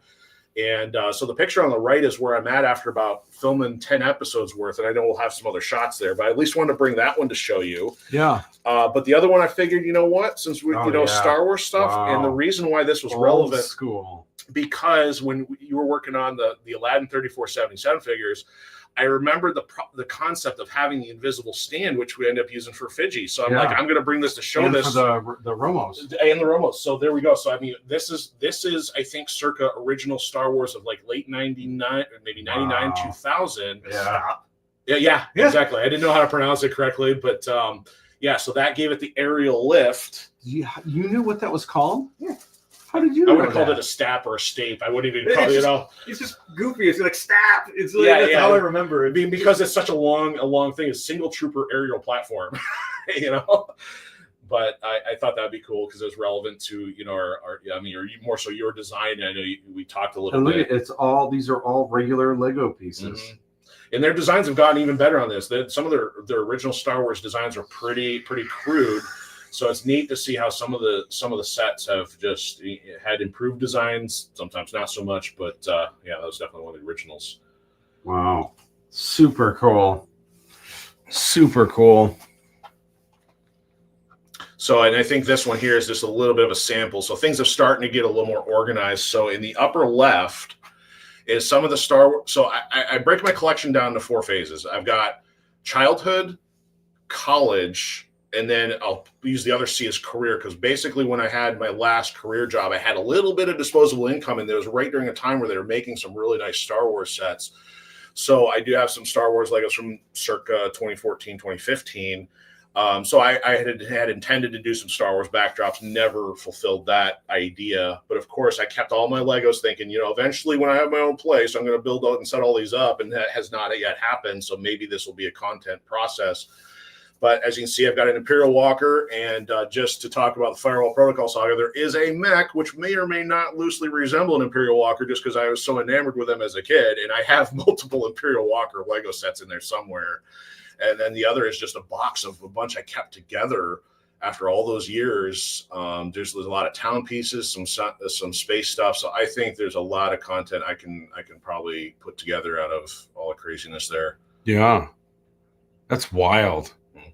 Real quick before we jump back into ALADDIN 3477, Mike says, question regarding your international art being used briefly, or whatever you're willing to share, how is that handled, such as international companies using your work, like the Germany issue? So it depends. Every project is slightly different. In the case of this issue, this is one of the licensees that puts out Star Wars publications. And what's interesting about this is this originally, the artwork that I did for this was actually going to be a poster of, and originally it had not just Donald Glover, but it had, I can't remember the name of the robot, the girl robot. It starts with a T, right? I can't remember the number though. Oh my gosh, how am I forgetting? It's 188 or something. Yeah, something like that. Leet. That would make sense. Yeah. Anyway, or L337. One of the greatest Star Wars droids ever, if you ask me. Just love the personality and everything. So originally, L337 was hanging out over here. And anyway, this poster thing ended up kind of falling through. So from there, this publication wanted a cover, but I was so busy with ALADDIN and everything else. I was like, are you interested in Lando? Because it didn't work out through this other thing. So it worked out here. But for some reason, they didn't want L337 to be on it. I don't know if that has to do with anything moving forward with Lando, if L337 Story-wise. is not going to be in it or something like that, that they don't want to keep pushing L337 for some reason. I'm not sure what, or maybe they just didn't like it in the artwork. I'm not sure what happened with that. Here's what's interesting. The opposite of this happened a couple years ago, where I was contracted to do the cover of one of these, and it was a Mandalorian cover. We went back and forth with Disney and Lucasfilm, and we kept getting the runaround, and it's just becoming more and more complicated with Disney. Here's the crazy thing. After a year, finally, they said no to this cover for whatever reason. So I was like, okay, on a whim, I submitted the exact same artwork to, oh my gosh, to Acme, who has the license for Star Wars. Yeah, the Star Wars art prints. And like that, it was approved. But it wasn't for this cover in Germany for some reason. Wow. It's the strangest thing. The crazy thing is almost the opposite story is true of this, where it wasn't approved for this poster thing, or the project just kind of fell through, is really what happened. And then it was approved for the cover. Do you think there's different teams, maybe different perspectives, or is it possibly more complicated where you just never know? You know, it's become so tough. I used to know a lot more in the earlier days when Lucasfilm was a much smaller company. I knew everyone. There was a lot less red tape. There was a lot more fans kind of working behind the scenes. Everyone knew each other. It was like a tight-knit family, which was neat. Now, a couple years ago, I had submitted something, and it might have even been the Mandalorian thing, where when I submitted it at first, said, "Hey, just wanted it," and it was someone new at this company, and the response was, "Wow, this is so amazing. I am so sorry, but we only work with officially licensed Star Wars artists." And it was like, okay, I'm like 2 years away from my 30th anniversary of illustrating official work. They didn't know, didn't care. They're not really Star Wars fans, but somehow they're in and like they just came over from DC or something, you know. Yeah, you never know. Boom Comics guy. Dark Horse. Anyway, Aladdin 3477. So real quick. So last week unveiled the first look at the official book cover. This week, astute viewers on my Instagram saw a sneak peek at the actual issue, or the actual book. This is a hardcover book, 160 pages. The format is just like those Art of Disney books, Art of Pixar, Art of Star Wars. So it'll look great on your shelf next to all of those. It's got a nice dust jacket. And here's, for example, here's like one of the Aladdin pages. That was one of the sketches on the side there. That was right before we were kind of picking out clothes and trying to get the look for Aladdin. Here is, here's some storyboards. That's Aladdin and the Jinn underneath the underground corridors of Kong Chayam. There's Fiji on the sky sail. Here's one of the Princess Kamala pages. And this has a nice mix. This really is an art book. There's scribbles, there's marker renderings, there's storyboards, there are behind the scenes photos. So this really kind of doubles as a making of book and an art book. I think something we were talking about before, it's amazing to see how you've gone from concept to production, to see to go from where you started, and the costumes. It's just neat to see how the process changes along the way. You either work on, I've got a better idea, let's put it in place, or maybe like, I don't have the resource I need to make that, we're going to adapt and we're going to figure it out. It's just awesome to see how you've gone through the timeline on some of these. And it's also cool to see how many things stayed like kind of how it was, you know. This is one of the early paintings. You can see I didn't have Aladdin's outfit figured out yet. The Jinn wasn't quite there. Fiji looks completely different. Right. Here's one of the Lochan Shyamalan pages. Again, some cool stuff behind the scenes. Here is a James Polony page, Bounty Hunter. So you get a look at with the helmet off. There's a fun shot of James there on set, and some of the storyboards for some of the bounty hunter action scene. I don't know if my in the face beginning under the helmet is actually ever going to be relevant, but well, it's a behind the scenes photo. Yeah. It's so just kind of cool to see the process at all different stages. Umi definitely developed kind of over the years. At first, Umi's name was Tasha, and you can kind of see here, at first, Umi was going to carry a bow staff, and that was going to be kind of the weapon of choice. But story-wise, it kind of made more sense if she's homeless. Maybe she kind of doesn't have anything, and also that she'd be more resourceful and also use her fists and her feet. And but it just made more sense for the character for her not to carry a weapon. She just somehow keeps ending up in fights, kind of reluctantly. But you found a good way to make her adaptive. I mean, so I think it's neat that you still have found a way to keep that original concept in play too. So. And found a way for her to use the staff and and everything else. Here's a Red Star page. There you can see Steve Pankatai getting Tom Savage in armor. And again, here's like marker sketch. Here's a more finished kind of line art sketch, and then more storyboards. That logo was created by Deanna Sheehan, which is part of the sticker set. And then here is a look at the back cover. And again, here is Klepto runners in the koi pond.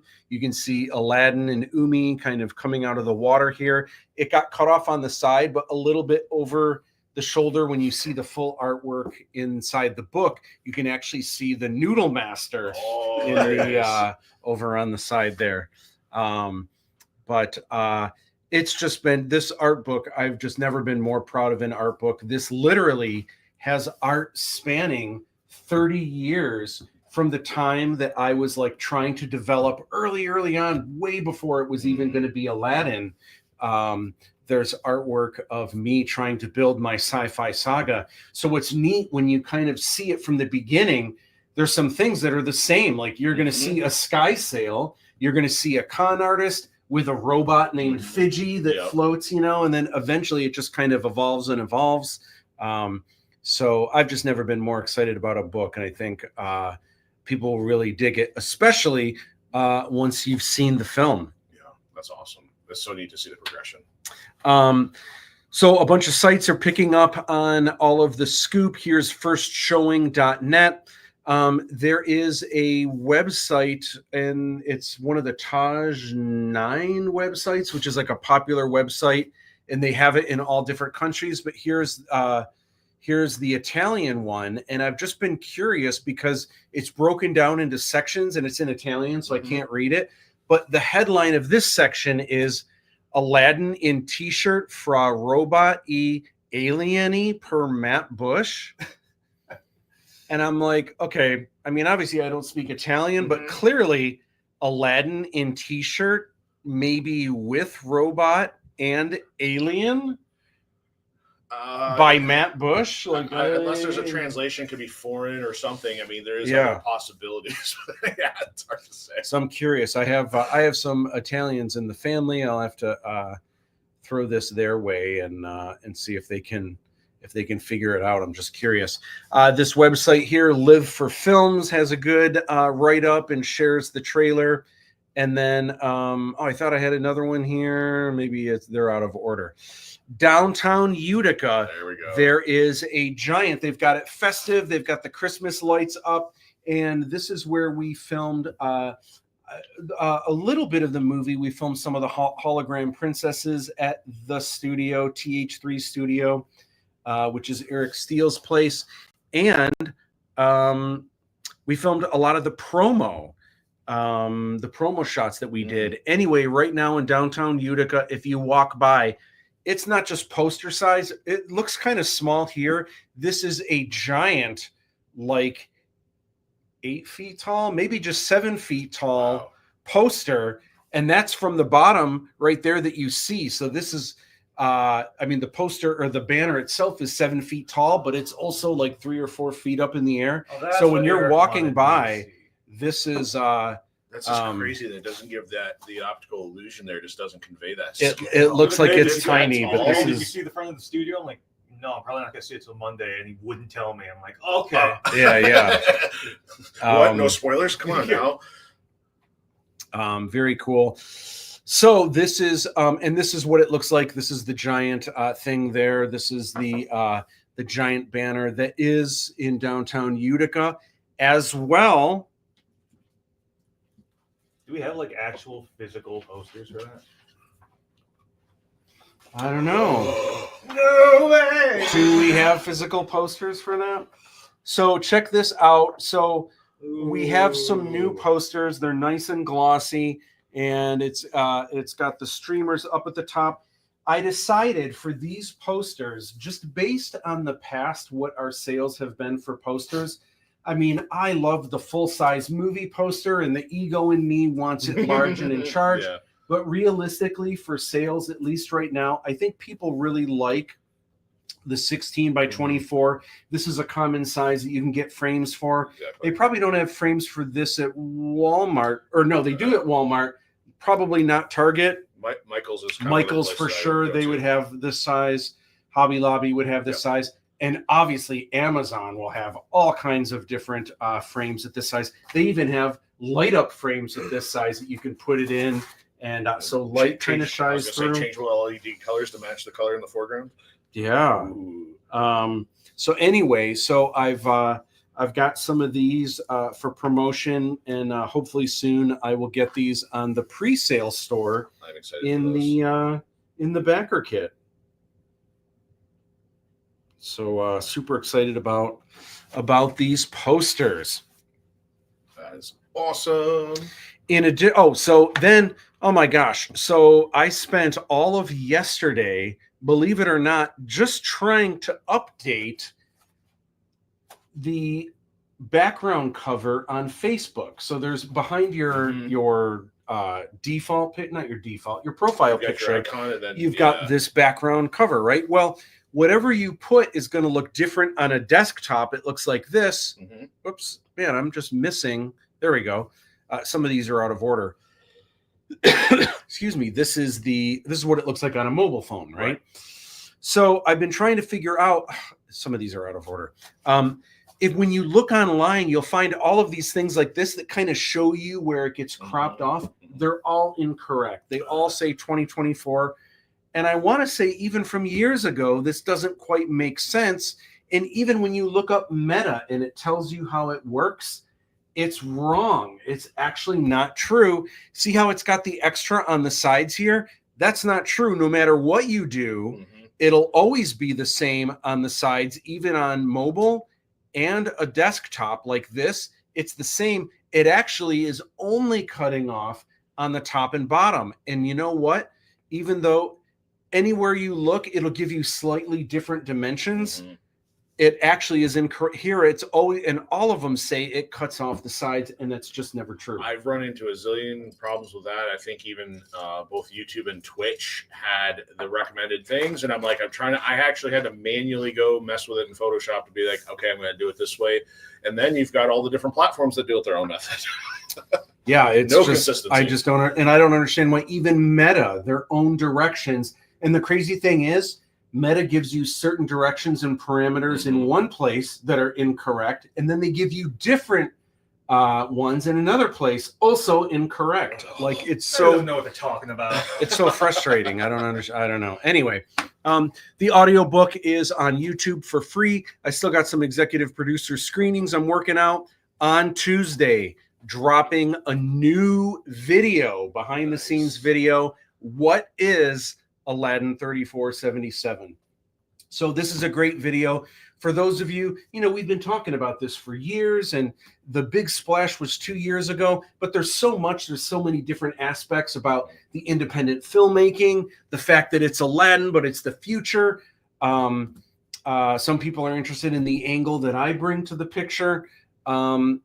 gosh, there's so much to talk about. Practical effects, all the things, right?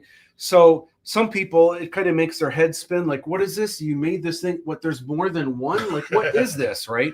So the cool thing is, it's just kind of a quick 4-minute video that really gives you the nuts and bolts of what Aladdin 3477 is. Here's the catch. It's dropping on YouTube, not on my channel. It's dropping on the ALADDIN 3477 channel. And the reason why I want to start getting more people over there, I will still share content, ALADDIN 3477 content on my channel. Right now, my channel is getting more of the algorithm. So obviously that's where I'm going to put more of, you know, I mean, I'm going to go where the eyeballs are, right? But trying to get more traffic over there. So definitely check out this video on the ALADDIN 3477 page. And when you're there, please subscribe to the channel and check it out. The Art Chemist says, good evening, Matt. Hey, what's going on, Art Chemist? Thanks for hanging out with us tonight. And Joe says, I want that poster. So cool. When's the next time you see Joe? That's a good question. We're trying to coordinate that between work schedules and everything. Unless I see you sooner, I will have one with Dave waiting for you, Joe. We can do a handoff.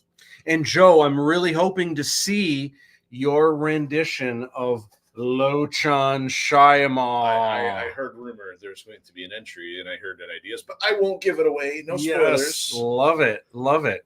All right, so shifting gears back to you. What's speaking of art? What's this? So is that April O'Neil? Hypothetically, you know, it's been interesting because, again, you know, I kind of alluded to a lot of my 3D time was with stuff I couldn't use. But then once I got into using royalty-free assets, you know what? I still love working with other pop culture things. And unfortunately, it's a back burner project, but it's a huge distraction because it's like, oh, I should really work on my concept art. Nah, I'm working on something else, you know? So I have this project called Threadjacks, and essentially the concept is start with a familiar character, but because I have so many 3D resources available, I'm like, well, what would it look like? What if I gave her a different hairstyle? What if I changed up the color?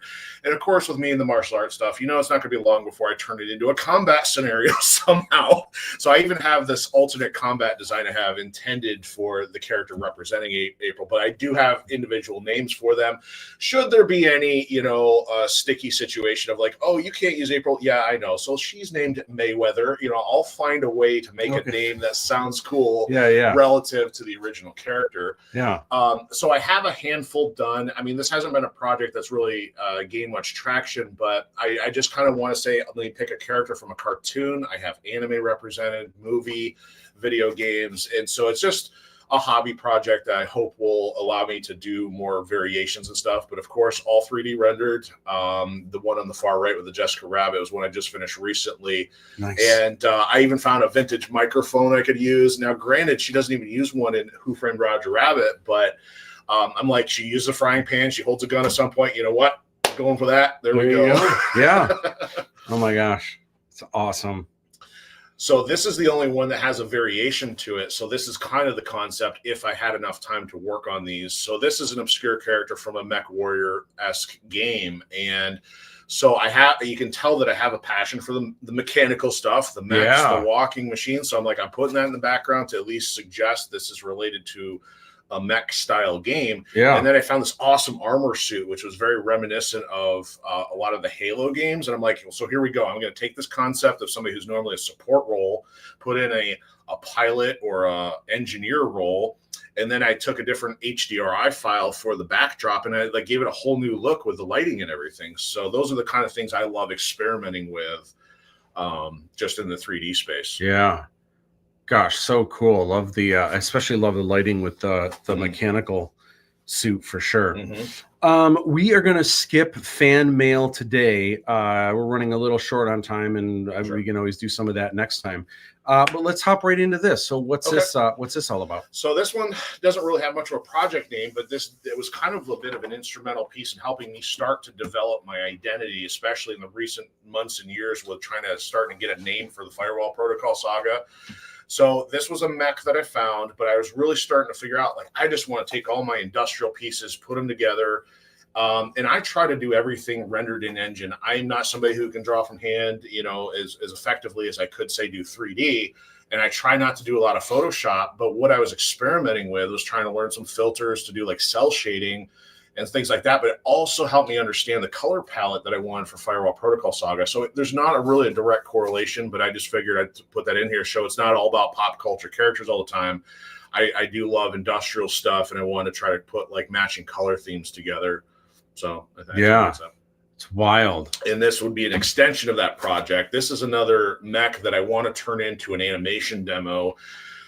So most of my resources have been pretty affordable. I had to find this one on a different site. And the thing was, even though I paid more for it, I still had to do the materials, the textures. I did the rigging myself. I've got the missiles on animation tracks now.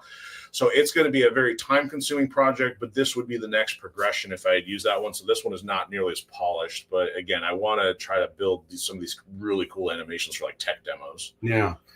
I'd love to do at some point, I would love to do a deep dive on the history of mech robots and where they originated. Because my first, I think the first time they were on my radar, maybe there was like some BattleTech books or something that you could see. But the first time I saw like an actual one, like in a film or something, I want to say is Ed 209 from RoboCop. Was like I've the seen first. Some, yeah. Okay. I think that was the first one I saw. But in more recent years, and when I was doing research even for ALADDIN, because at one point I wanted to have like a cool mech. I wanted to have Hong Kong mech trooper things. We just ran out of time to like building that stuff and out of cardboard. And I want to be in the cockpit of that. Gosh, I wanted to do it so bad, and it was like by the time even when we were filming, like I actually have concept. By the way, it's is all of it in? There's kind of mechs in this book. There's definitely concept art for mechs that'll be in books 2 and 3 in the art of, but I always thought it originated kind of from Japanese art, but I think if just from the little bit that I've looked, I think it's actually German. Oh, really? That had, and I think in the early 80s, and I'm trying to remember the name of the German artist, but it's actually it kind of combines World War II art with robots, and that's like the first kind of mech stuff, I think. Don't quote me on that. And that's why I want to do more research, because the designs are incredible. And I want to see more. I would love to know where you go with that. And I guess I can compress it in a couple minutes. Like I've started to gravitate more toward anime, and I'm not as partial to mecha designs from Japan, but there's some great ones. And I've just looked at our Western culture, and we have at least I think, unless there's more that I don't know about, I think we have far less mech. We mostly just have Mech Warrior, BattleTech, Pacific Rim, maybe a couple others. And so there's a complete design difference between what we have in the West versus what Japan has. So I'd love to know more about that upon the research. Yeah. All right. Next up, When I Was a Boy. So we had a lot of fun with this last week, and we did. I don't know if you saw this, the Choose Your Own Adventure book. Fantastic. So I actually found. I didn't know this at the time. I thought that we were looking at the first one. It was actually book 2, and I actually found, I believe this is book 1, Indiana Jones and the Sartiso Idol. Here, you mind grabbing the light right there? Splash. Yeah. So I haven't seen this in so long. Let's take a look. All right, here we go. You are walking down a street in South America. Okay, so this is first person. Limping from a recent wound in your leg, you almost lose balance. I'm trying to figure out when this would have been, if this is like 5th grade, 6th grade, maybe. Still writing already. So you did pretty well. It's cursive. Limping from a recent wound in your leg, you almost lose balance over a rock in the dirt road. So far, it seems as if you are in a ghost town, because the stores are all deserted. So funny. In case you didn't know. That would make sense, yeah. It is very dry. You've got almost a millimeter thick of dust on your brown felt hat. That's a lot. No one's manual drive. No burritos for you.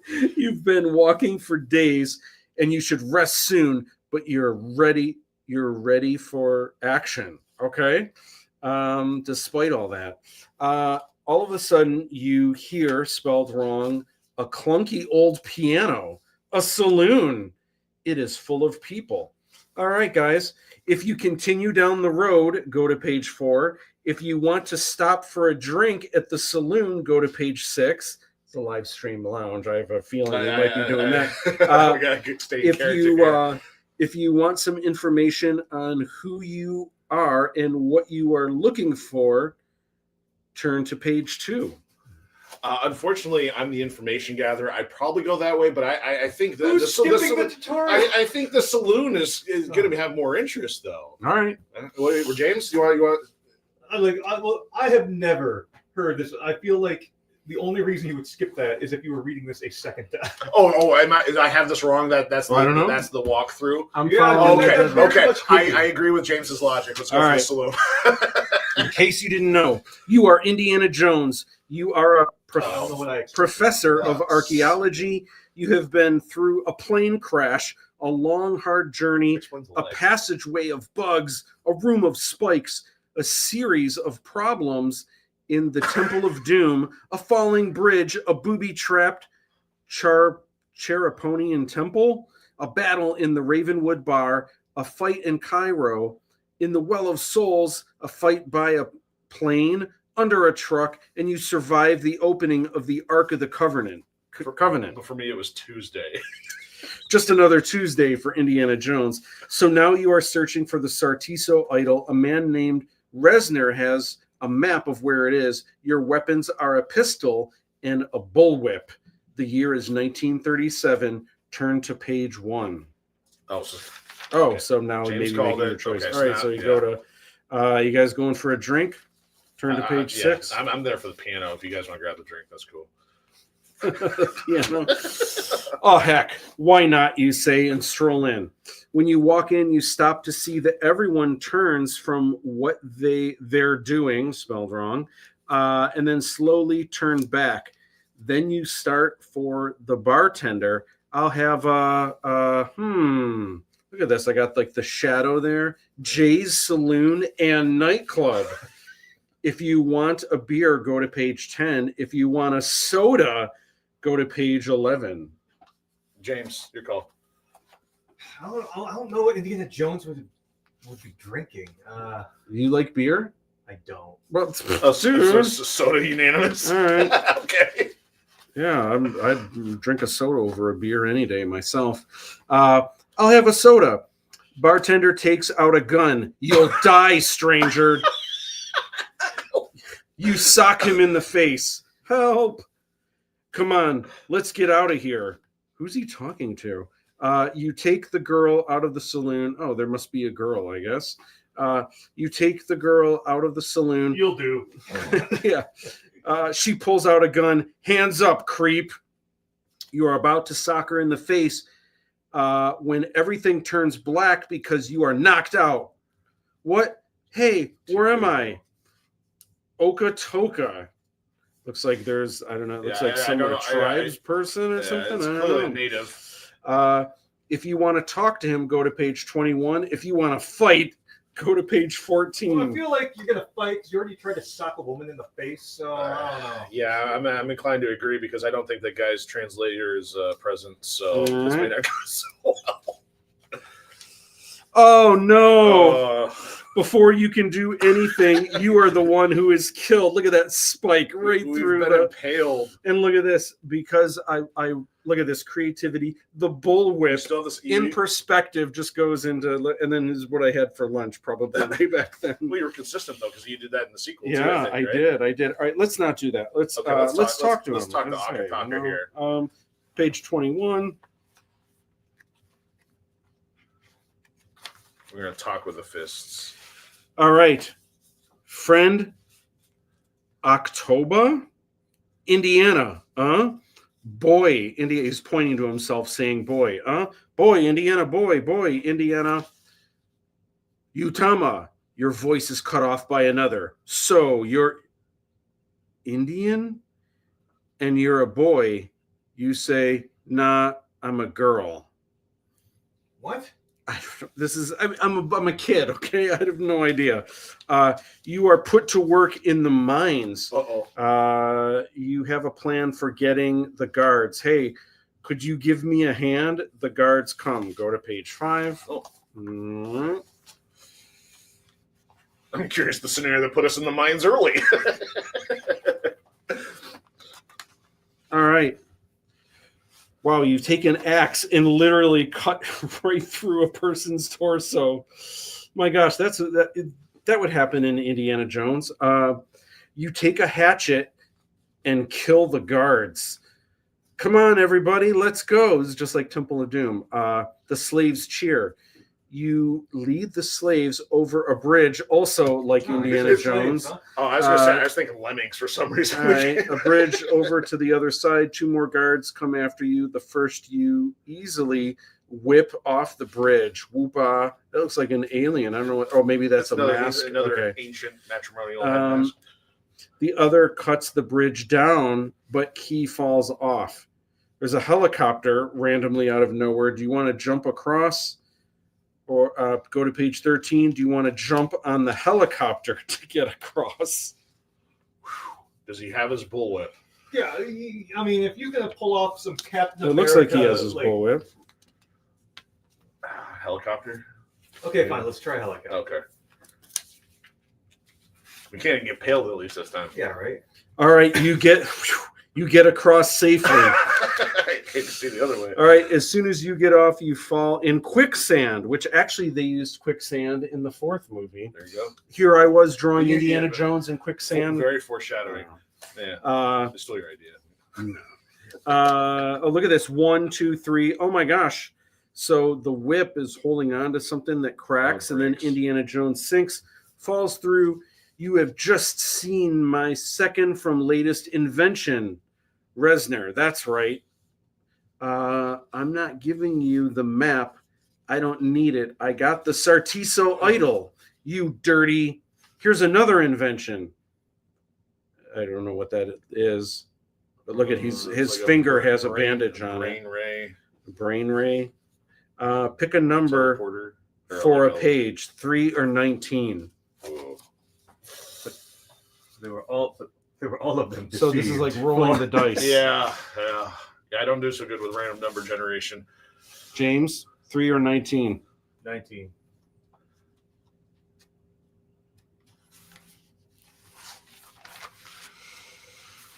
Ooh, it doesn't do anything to you, but you pretend it does. Ow, oh, ow.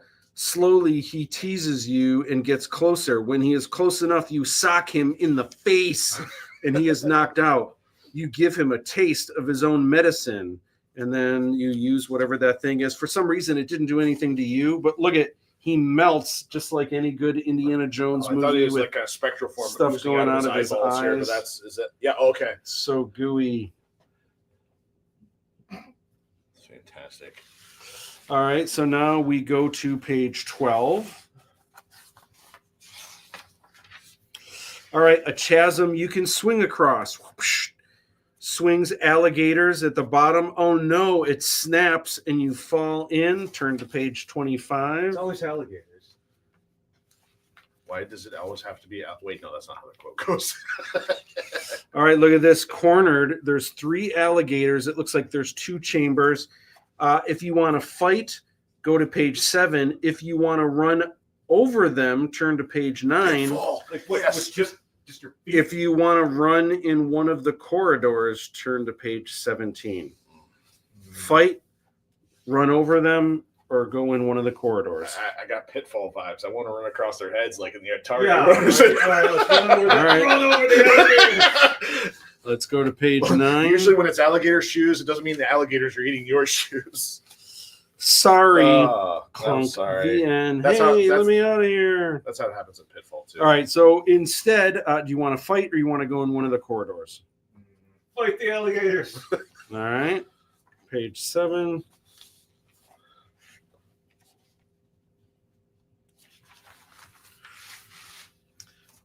Shoots in the mouth, one of them. Jeez. Hangs one. Well, that's impressive. I like and I don't. that. Would I that like happen that. to an alligator if you hung it like that? Would it actually? Given the choke? given how broad their head is, I think I'd be more concerned about probably slipping forward without the right knot. But I mean, the weight, and maybe the blood would rush funny into there. I don't know. Over if I were time, a physics expert, which I'm not. Yeah, and shoots the other one. All right, you've killed them all. You see Captain Simon Katanga's ship. Oh my gosh, Simon. Look at me. I'm the captain now. All right, go to page 23. Wrong. This isn't Captain Katanga's ship. Rat-tat-tat-tat-tat-tat-tat-tat. You run for the crane. Leaps, swings. Go to page 8. Oh, he said you run for Ukraine. I'm like, I don't know if that's a better idea, but that's. All right, looks like you land on the other side. You swing across safely. Where did Jones go? Look at this. Whip him from behind his head. Go to page 22. The saga continues. There we go. Go to page 18. Safe exit.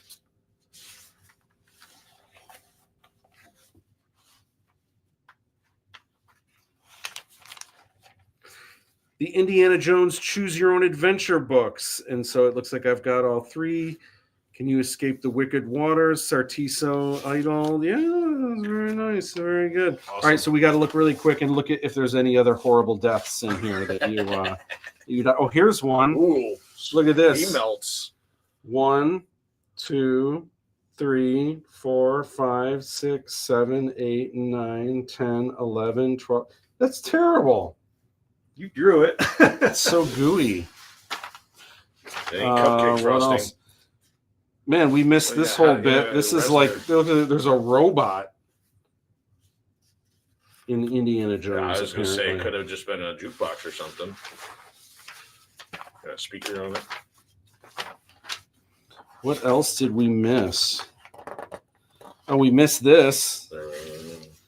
Someone strength that also was in Temple of Doom, kind of, and like flips this guy around, flips up a table. Isn't that maybe the saloon? Maybe that's the girl that. That must be the somehow we missed that. Oh, that was one of the things we didn't do. Falling to our doom. Oh, look at this, and then the hat in blood that spells the end. It's so funny, like the mind of like a 5th grader. Yeah. Oh, what is it? So we have a better. Oh yeah, here's a whoopah. This is like thrower? I don't know. It looks like something. Oh, and this guy gets shot in the hand. There he is, crying like a baby. This guy's helmet, he can't see.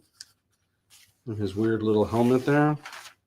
Oh, here's another Indiana Jones. His leg gets eaten by an alligator. The end, written in blood, assumedly. Interesting. Fantastic. Man, this I haven't seen this since, and I remember parts of it, kind of. I made so many things like this. I was just so into it. When I attempted to draw, most of mine was military bases and tanks. I couldn't do anything to that level. So fun.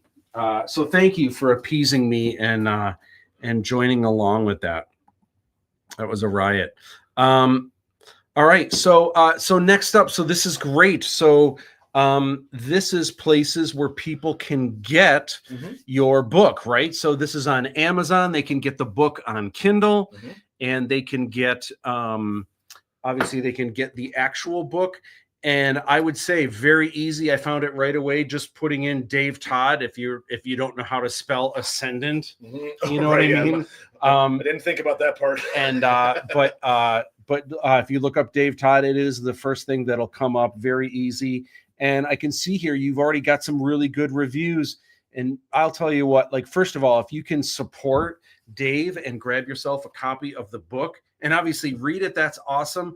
But also, when you are an independent like myself and like yourself, reviews are everything, because all it takes is one person, like the person I had that was like, this looks like doggy do, and then they're trying to like buy 100 literally, it wasn't a million, but 100,000 stickers knowing full well I wasn't going to be able to do that. And the fact that they saw something for free and they did that, like what, like, I just can't, like, I can't even imagine why people are like that. People do the same with reviews, and people just want to stomp on a cloud. And it's hard because people are more likely, if there's something they don't like, they're more likely to be vocal about it. And then if they do like something, like you might, like, I can think of like some of my favorite movies that I've seen. Did I jump online and write a review for how amazing the movie is? I didn't. Sometimes if I see a bad movie, though, I don't do this a lot, but I might be more inclined to be like, save yourself the money, do not waste your time. You know what I mean? And that's a shame. It really should be the other way around. Right. But if they had to, in order to leave that feedback, say it to your face, guarantee you none of them would. Like It's maybe true. a couple people, but Obviously, this person said another nasty thing, then deleted both of their comments. But I could still see him because it was in my email. And the person who coached me through the Amazon process, he's like, yeah, Amazon's going to grab stuff based on reviews. So it is true that a lot of the algorithm stuff is dependent on that these days.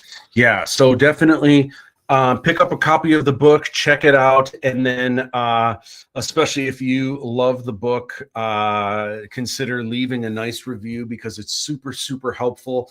And the more people that do that, I feel like it's not even about like collecting as many good reviews as you can. It's just that knowing there's going to be someone that's going to offset the balance. Someone is going to trash it. And it's just like, you just need to have those counterbalances in place because obviously, and we're going to have this with Aladdin as well. And it's just a shame where there's people that are like, I don't know what I did to this guy. If like, I don't know, like, if I dated his girlfriend like 20 years ago or something, I have no idea what student you like, but marked like one thing wrong for him to go and try to sabotage and like go through to take the time to order 100,000 of something that I was giving for free. Like it just boggles the mind. Not to invest invest the brain cells. Yeah. Oh, and then Mike Heston says maybe you could compare drawings with your son. Oh my gosh, I can't wait, and I can't wait to share things like choose your own adventure and like coming up with not just writing stories, but coming up with interchangeable stories where people get to choose. You know, is such a me is such a fun thing. So awesome. So where is the best place for people? Is there like a center place that people can go online and find like all things that you do? Unfortunately, I think there's like apps and sites that consolidate stuff now, and unfortunately, I do not. The best thing is if I'm on a platform, usually the best way to find me is from the Enforcer OS. So I guess as you mentioned, the key piece is Amazon for the book, and then also on Patreon is usually a little bit to get concepts, but also that has been a way for me to start working on the audiobook, which is a very long process. I wish I could do that faster, but for right now, and actually just for a couple bucks a month, you get the concepts, and also we're up through chapter 5 for members, and then at a delayed schedule, I'm also putting some of those out on YouTube and Odyssey.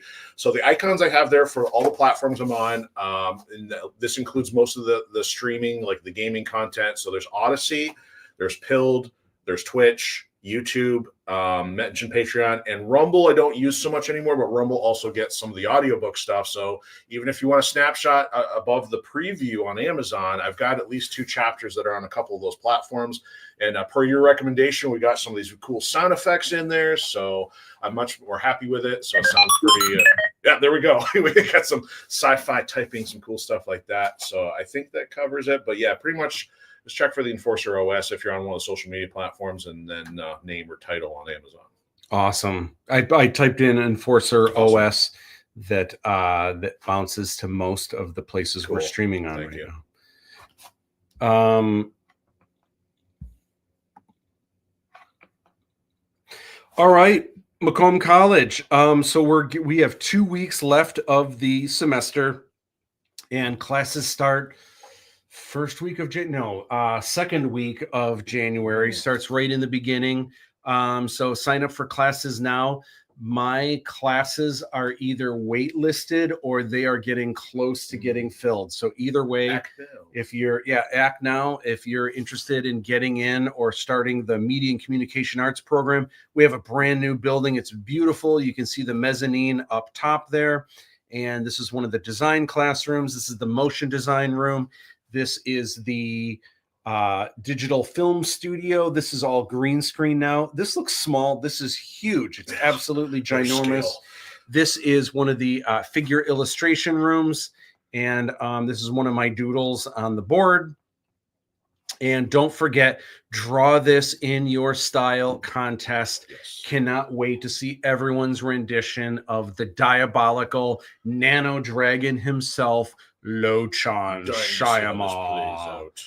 Cannot wait. And again, there's some really cool reference images of both versions of Lochan that you can find on the Aladdin 3477 Instagram. Also, heads up, at some point this week, maybe earlier in the week, I'm actually going to release more reference to help spawn some ideas. Extra texture. Yeah.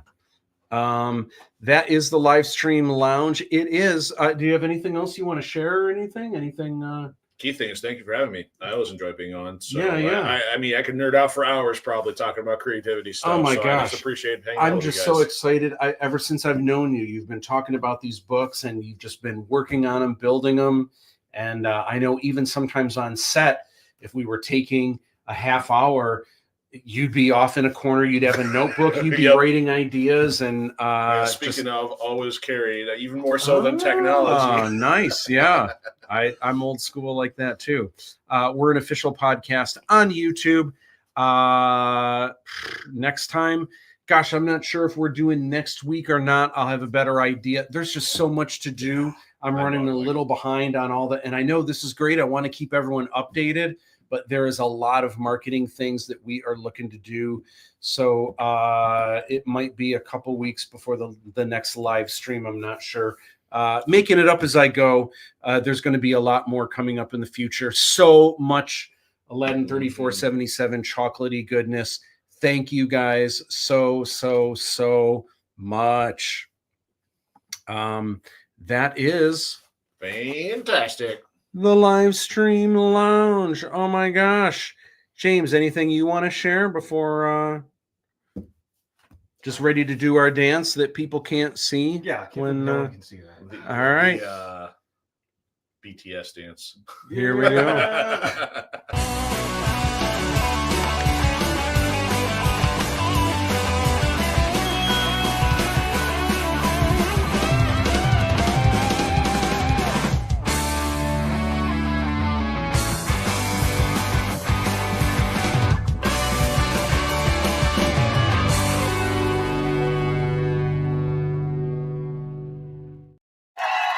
All right, that is the live stream lounge. We out of here. Stay frosty.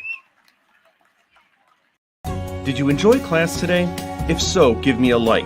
If there's something you'd like to see me cover in a future video, let me know what that is in the comments below.